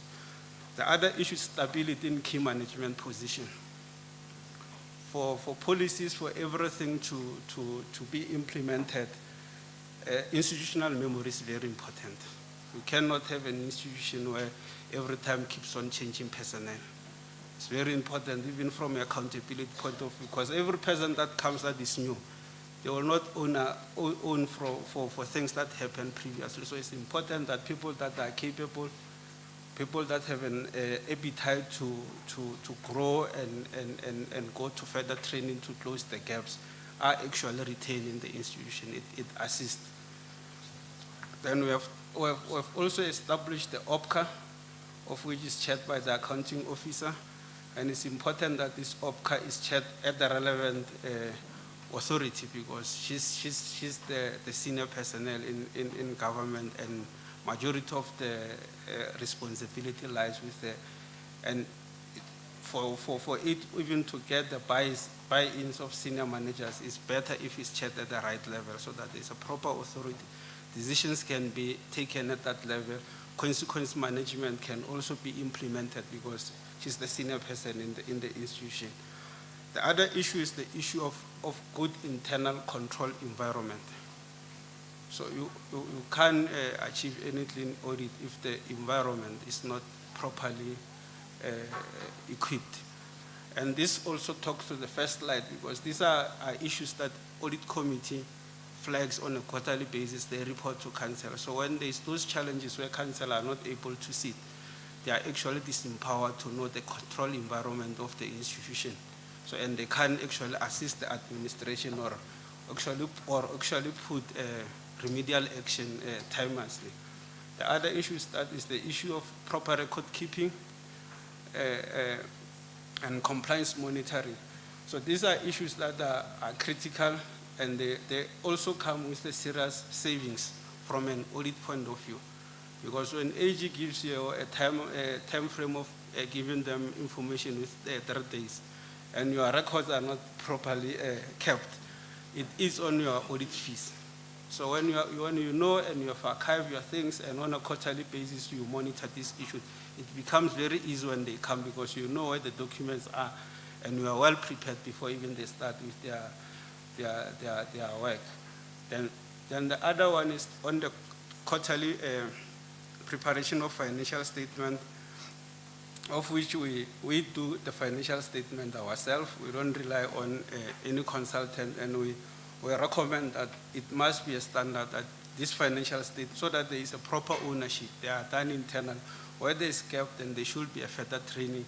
Where there is a skill issue, it must be augmented by appointing permanent personnel. It assists so that we can, on a quarterly basis, track this thing, because it's going to be difficult to have consultants performing this function on a quarterly basis, because it comes with cost. And you can see the economy is not performing, government doesn't have money. So the little that we have, we should spend it wisely. Then the last one on the administration is the issue of implementation of internal and external auditors' recommendation. It's very important that these issues are implemented on a timeless basis, and they are also flagged, and all they are actually forming part of the strategies, the clean audit strategy, so that they are monitored by an audit committee, and they are also monitored by the city manager as part of the OPCA. Then I'll just move to the last slide for the benefit of the time. So what have assisted us to deal with the issue of the clean audit is these 4 key stakeholders in terms of the governance. One, which is the internal audit, which is central in terms of doing the risk assessment of the institution, making sure that there's a program that talks to the issues that are faced by the city. Obviously, a portion of this work will talk to the OPCA, and a portion of this work will go to the audit strategy, so that the implementing department are able to deal with those issues. And equally so, the issues of capacity, skills, is central on the personnel that are performing these functions. So then the other issue is the issues of the audit committee. You need a strong audit committee that is able to sit on a regular basis without any fear, scrutinize management reports, provide a recommendation, and take their reports to council for oversight. Equally so here, the skill is also important, and competence in terms of the people that you appoint to be part of these committees, because you don't want a situation where all reports that comes from management, they are just accepted without proper interrogation, without proper analysis of those reports, because it's not going to assist anyone. So it's very important that the skills that management are having is also matched with the skills that is sitting in these particular committees. And the issue of MPEG is also important, because it deals with the issues of consequence management, it deals with the issues of irregular, fruitless, and wasteful expenditure. So it's important that MPEG sits and they are able to analyze all the reports that they receive, either from AG or internal audit, and provide those recommendations to council. But obviously, MPEG is councillors. So they must be led by the speaker in terms of the attitude towards the clean audit, because if that attitude from the council level is not clear, what will happen in the MPEG will just be a mirror image of what actually is happening at council. You will see with reports that are forever not engaged, reports that are forever not going to council for ratification or consequence management. So it's important that the right attitude and the right tone from council is proper so that MPEG can follow suit. So the speaker can actually hold them accountable on a quarterly basis when they don't provide any report. To say, why are you not sitting? AG has presented their report, there's this huge irregular expenditure. Why am I not seeing any consequence management and all of those issues? And the last one is the risk management. It's very central in any institution to have an effective risk management. Like I've indicated that the emerging risk at this point in time is the issue of the collapse of council meeting. It's becoming a problem for any local government. So if you don't have an effective risk management, those particular risks, you are not going to be able to pick them one time and make sure that you have remedial action taken in that regard. I think I've kept it to my 10 minutes. I thank you for the opportunity.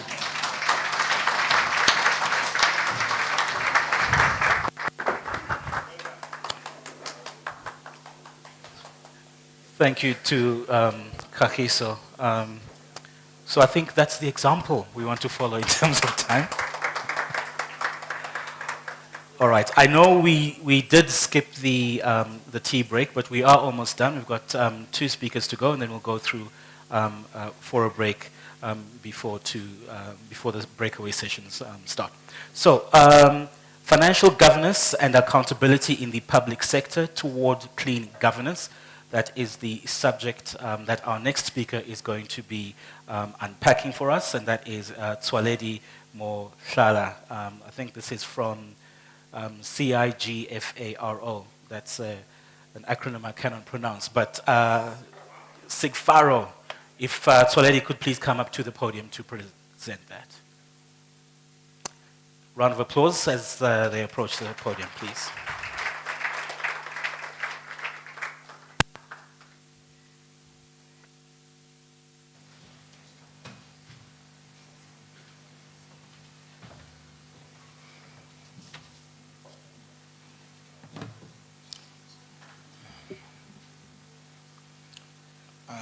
I think we're still in the morning. Good morning. I'd like to thank the program director.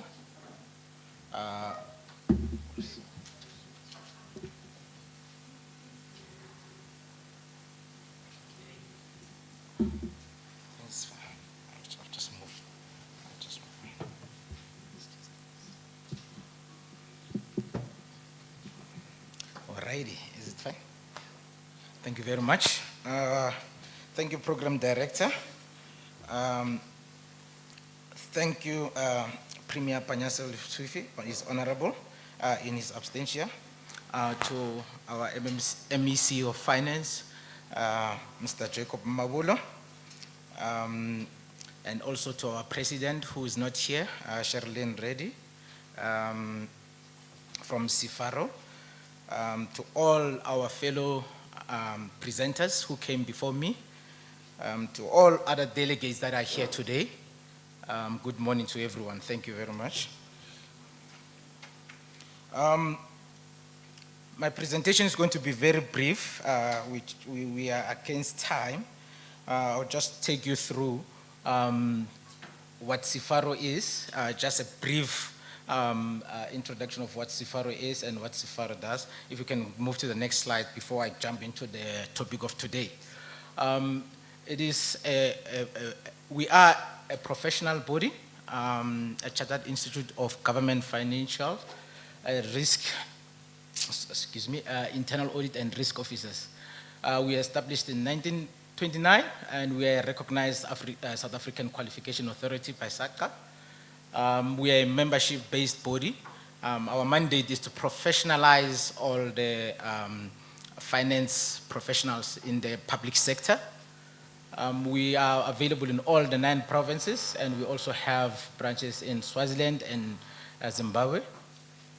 If we can move to the next slide. As I said, we provide support to all our membership.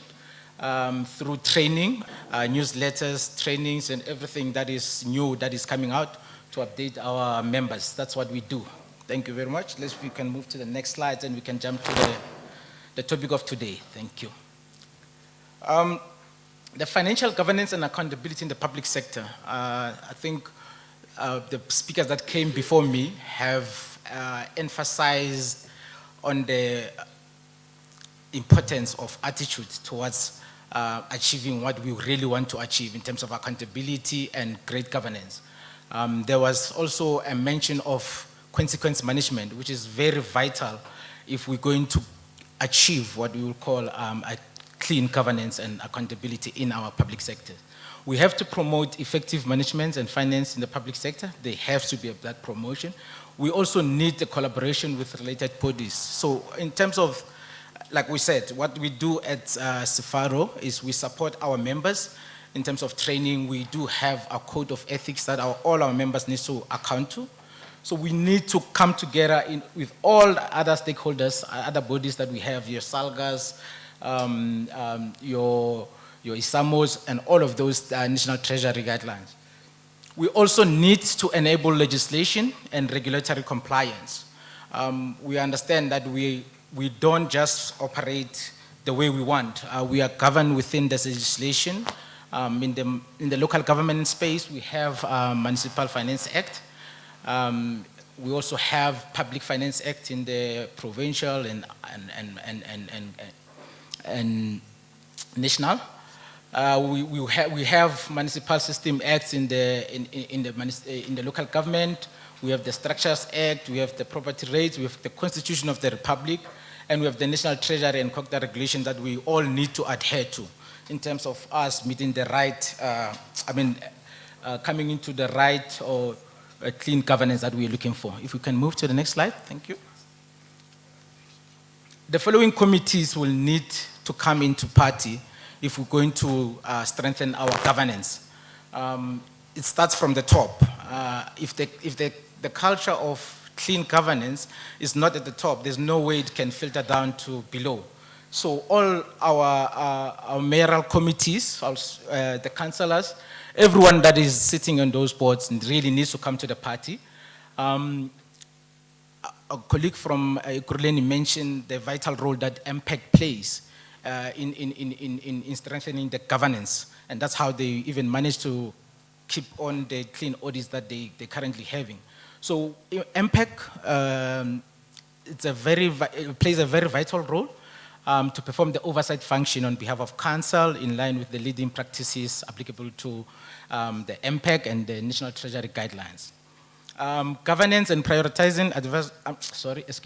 Governance and Priorities Advisory Committee, which is a GPEC. It also enhances the organizational framework in order to ensure that roles and responsibilities of councils are clearly stipulated. Other important function is the Audit and Risk Committee. This is to ensure that we have the integrity in the financial reporting, the audit process, and oversee the maintenance and sound of internal control and risk management. We really need a strong function, independent internal audit that will hold accountability to management in everything that we do. If we have the accountability of that internal audit and risk committees, then we clearly have the the clear stipulated functions that we need to follow. There is also executive management team meetings that really very vital role. This is at the operational level. EMT, this includes your CFO forums to ensure that there's accountability in the operations. If there was a budget allocation of a certain department, then they need to come to the CFO forum to account on how they actually performed. As the CFO needs to go and account, CFO and the accounting officer needs to go and account to the audit committee and as such. So that's the reporting line that we really need to account to. If you can move to the next slide. I just mentioned about the importance of the accounting officer. So we really need an accounting officer who is part of the party in terms of reviewing of the financial reports. We cannot just send financials that are not accurate to AG, and that's where the problems of qualification will come through. We need an accounting officer that is on top of his game when coming to budgetary follow-up, financial advice, and the account management. Can you move to the next slide? Thank you. These slides speak about the strengthening and having an independent internal audit function. Our colleague from, Mr. Lerutle from Ekurhuleni mentioned something about the importance of what internal audit does with regard to your OPCAs and all of those things. We really need an independent internal audit that will hold management account. They really need to be independent from management so that they can hold management accountable on everything that is happening on the ground. They need to evaluate the adequacy of the system, recommend improvements in the control, assess compliance with policies and procedures, and sound practices. We really also need a collaboration between the internal auditors and the external auditors, which is our AGSA. We really need that collaboration to ensure that we achieve what we really need to achieve in terms of good governance and accountability in the public sector. If we move to the next slide, thank you. I just mentioned in the previous slide that we really need to promote the internal audit and the risk performance management in the public sector. This helps in terms of the building up towards the clean audits. We really need to strengthen the independence. We've seen in most cases where there isn't a clear function between internal audit and management, and there is that link that we need to break to say internal audit needs to be independent from management, and they need to provide oversight on what management does. Of course, we also need to enhance the effectiveness of the AGSA and our risk committees. The clean governance doesn't only start when we are at work. This needs to be a collaboration with the universities in the curriculum. I'll talk to myself in the terms of the finance background. When I did my degree and my honors and everything, there was nothing, we did Companies Act in detail, we did King Code in detail, but there's nothing on PFMA, there's nothing on MFMA, but we qualify as professional accountants or chartered accountants or whatever the body that you belong to, but we don't even have the basic background of the public sector. And that's when we come to the public sector, we meet with this thing, it becomes a problem. We really need a collaboration with our universities in this to include this act and these compliances as part of the curriculum as a whole from the universities all. To achieve this, we also need to move back to basics. Looking at what National Treasury has initiated in terms of a standardized chart of accounts, that improves the transparency and also the comparison. I mean, we understand if we can have all the local government municipalities complying with M-score, it's easy for reporting, it's easy for National Treasury to actually see where the leakage is. It's easy to compare with the other municipalities to see which municipalities need more attention or which ones need more guidance as such. We really need to promote the anti-corruption workshops, and we need to promote like I said earlier, the CFO forums and all of those things to ensure that we achieved our goal. Thank you very much.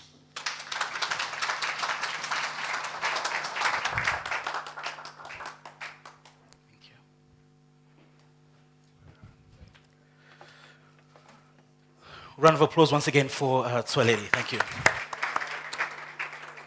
All right, we're almost there. I believe our next speaker, Annette Grissel, was not able to make it today, and if I'm not mistaken, I think it is Rosemary Mojaki who will be speaking on her behalf, and the topic there is improving alignment between budget and performance plans to optimize the impact of service delivery and development outcomes. Rosemary, if you are here, if you could please come through to the front. Thank you.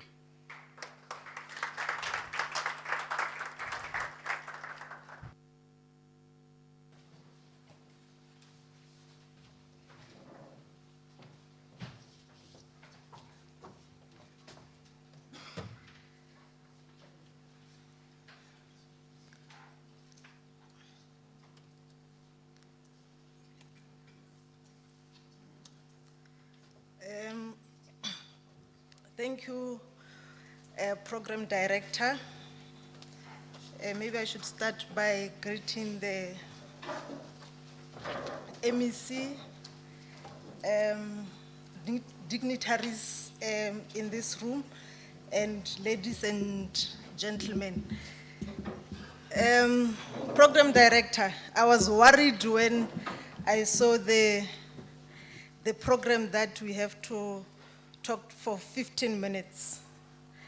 And when you said 10 minutes, then my anxiety levels went up. But I will try and be brief and do justice to the heading. So in as far as my presentation is concerned, I will, so when we do these presentations, we try and be as comprehensive as possible so that we give context for everyone to understand where we are coming from. Now, as I said, my presentation is quite comprehensive. We look at the background and context, and we look at the key development outcomes that we seek to achieve as a country and what informs that, and also achieving results and optimizing performance. We're also looking at the national planning system, and then the topic for the day, alignment of planning and budgeting, and also looking at how we can then optimize planning. But I would, because of time, not go into detail on some of the slides. I think we'll spend a little bit of time on the slide that talks to, or slides that talk to alignment of planning and budgeting. As part of the introduction and context, we affirming the role of DPME in as far as planning is concerned, and the fact that as government there has been efforts to ensure that we entrench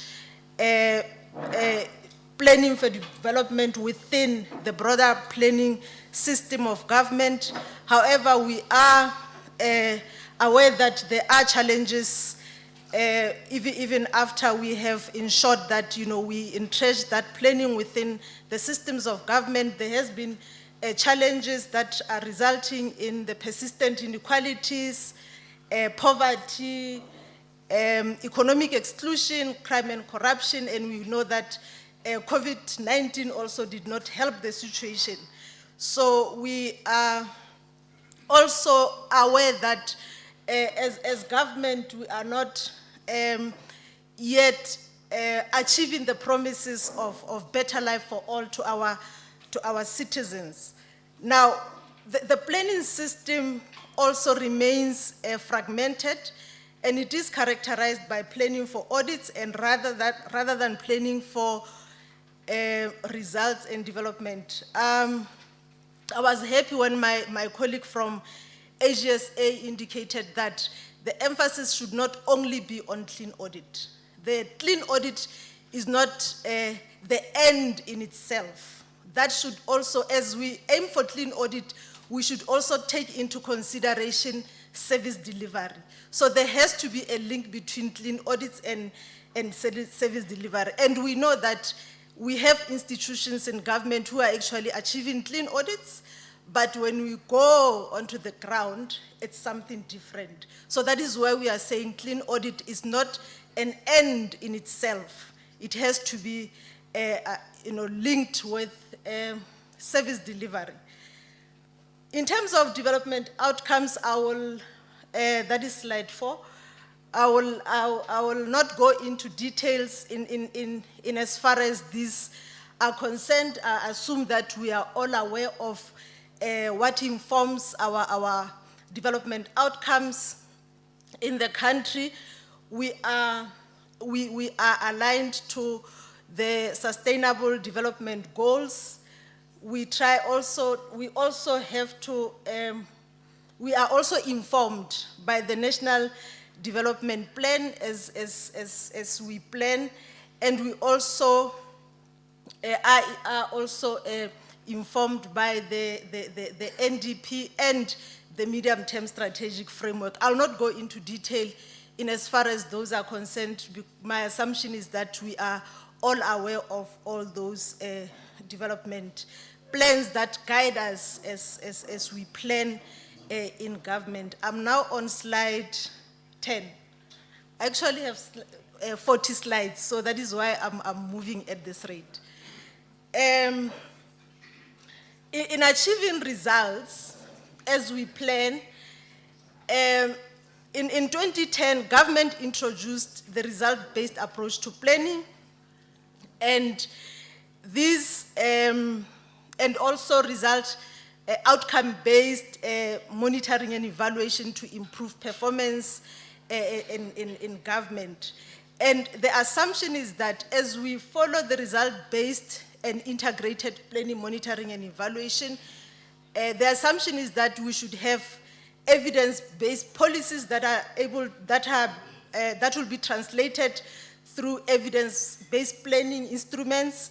We should have, and these policy priorities and plans must be reflected in the budget allocations, and also that plans, programs will be implemented, monitored, and evaluated, and also that there should be evidence in terms of or based on the implementation of these plans.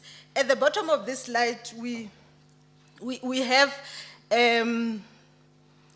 is it a graph? Okay, that you can find a name for it. So it reflects how policies inform plans and that plans should inform budgets, and then we implement end results. But we know that there is an anomaly in how we actually, how we align budget to plans currently, where we have budgets informing our plans. So we have budget coming before plans. The question is then, how do we then ensure that the plans and budgets are actually aligned? On slide 12, we actually have an image there, which is based on the fact that there is an argument within the country that we are very good at planning, but we are not very weak in implementing, and actually even weaker in achieving results. So that image there reflects that at the beginning we have a good picture of what is it that we want to do. So the picture at the beginning becomes very clear. But as we implement, it changes shape. But then the results become something else. But you can see, I mean, from a person from outside can see that, these people had something in mind, but then the results say something different. What is as we link policy and planning and see how the policies and planning can result in change, slide 13, we are saying that there are a variety of ways to conceptualize change. So we have change at different levels. We have change at a micro level, we have change at a meso level and at a micro level. But what is important, and what I think we actually miss as government is change at a micro level. Where there is change, we need to change our attitudes, our perceptions, our feelings, our behavior. And behavior would include corruption, isn't it? And our knowledge and our skills. And this is very important. If we are not able to sort of achieve this particular change, it's going to be very difficult for us to engage with stakeholders, form partnerships, and engage with communities. I mean, if you have a very bad attitude towards the communities, how are you going to engage with them to assess their needs and be able to assist them? And even at a macro level, structural change is important, institutional and systemic change.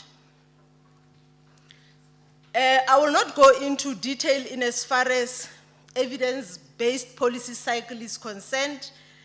We are on slide 14. So I would want to assume that, an assumption is very dangerous, I know, but I would want to assume that we are all aware of the policy cycle where when developing a policy, we have to identify the problems, set the agenda, and construct policy alternatives of policy formulations, choice of solutions and selections of preferred policy options, policy design, implementation, and evaluation. So I will not go into detail in as far as those are already standing up, Program Chair. I think I will go straight into the slide that talks to aligning planning and budgeting.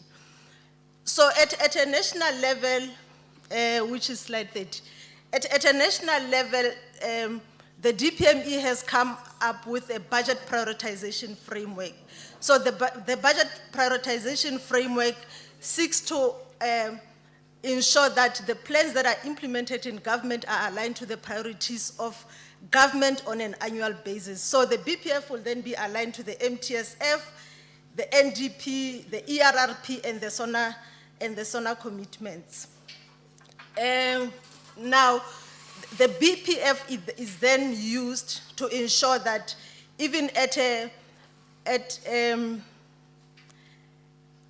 yeah, I wanted this slide. That is the slide 32, where the BPF, the annual budget prioritization framework at a national level, will then inform the discussions at the MTEC and also discussion at the MIDCOM BUD. So the BPF will isolate the priorities for a particular financial year so that when budgets are allocated to institutions, these priorities are then taken into consideration to ensure that the institutions are able to implement the priorities that would have been identified at the beginning of the financial year. Now, research has showed us that there are some issues in relation to aligning planning and budgeting. For example,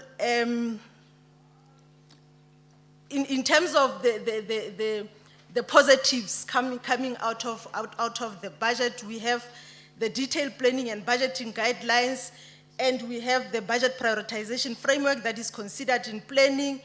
However, there's insufficient time that to prepare plans and budget, and there's also insufficient time to come up with result-based budgets, and that includes available information.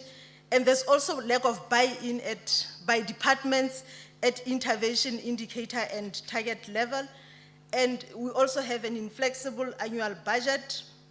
Now, in terms of the recommendations, we are recommending that there has to be a synchronization between APP and budget processes, and longer time must be given to prepare budgets, and the use of expenditure and performance reviews, and also link between the budget prioritization framework to the MTSF targets, and also ensure alignment between the MTSF and the APP.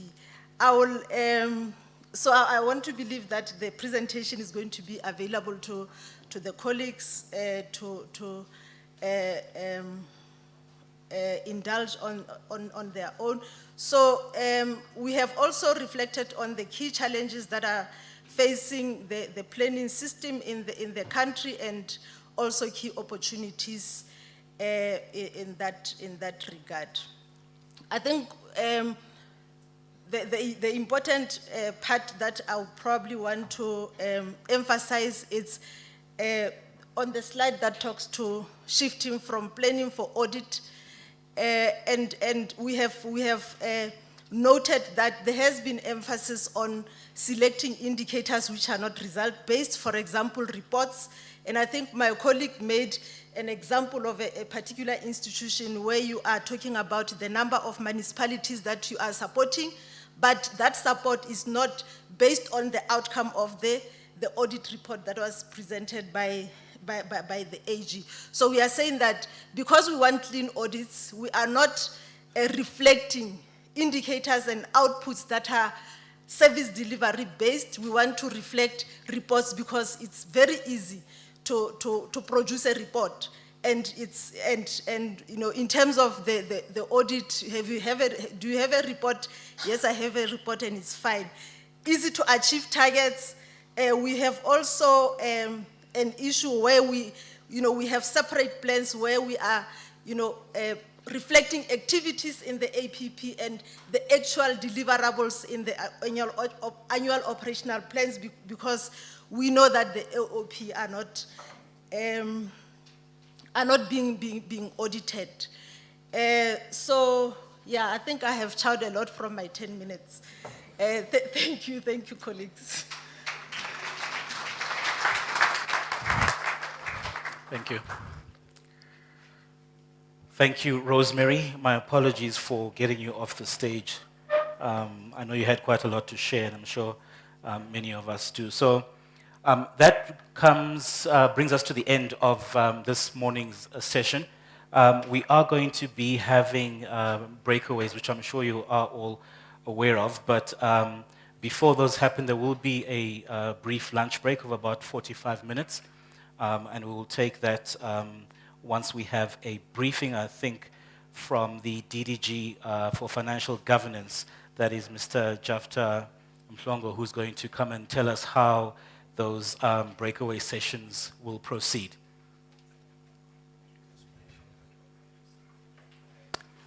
A round of applause, please, for Mr. Jafta.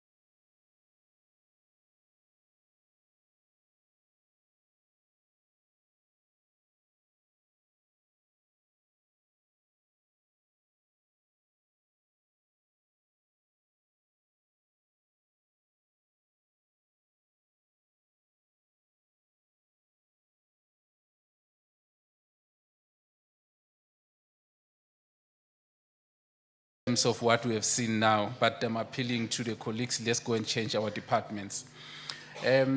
We are now, I'm going to make a few announcements, and then we are going to open up for Q&A of about 10 minutes.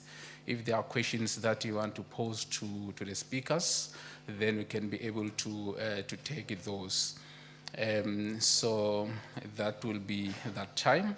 But let me, while they are preparing to come on stage, all the presenters, so that we can open up for 10 minutes Q&A, straight to the point, and then we'll break for commissions. So the commissions are, okay, I think AG, you can come forth, and then Rosemary, you can come as well. I think all the presenters can come to stage, then we do 10 minutes. Okay, thank you very much. Okay.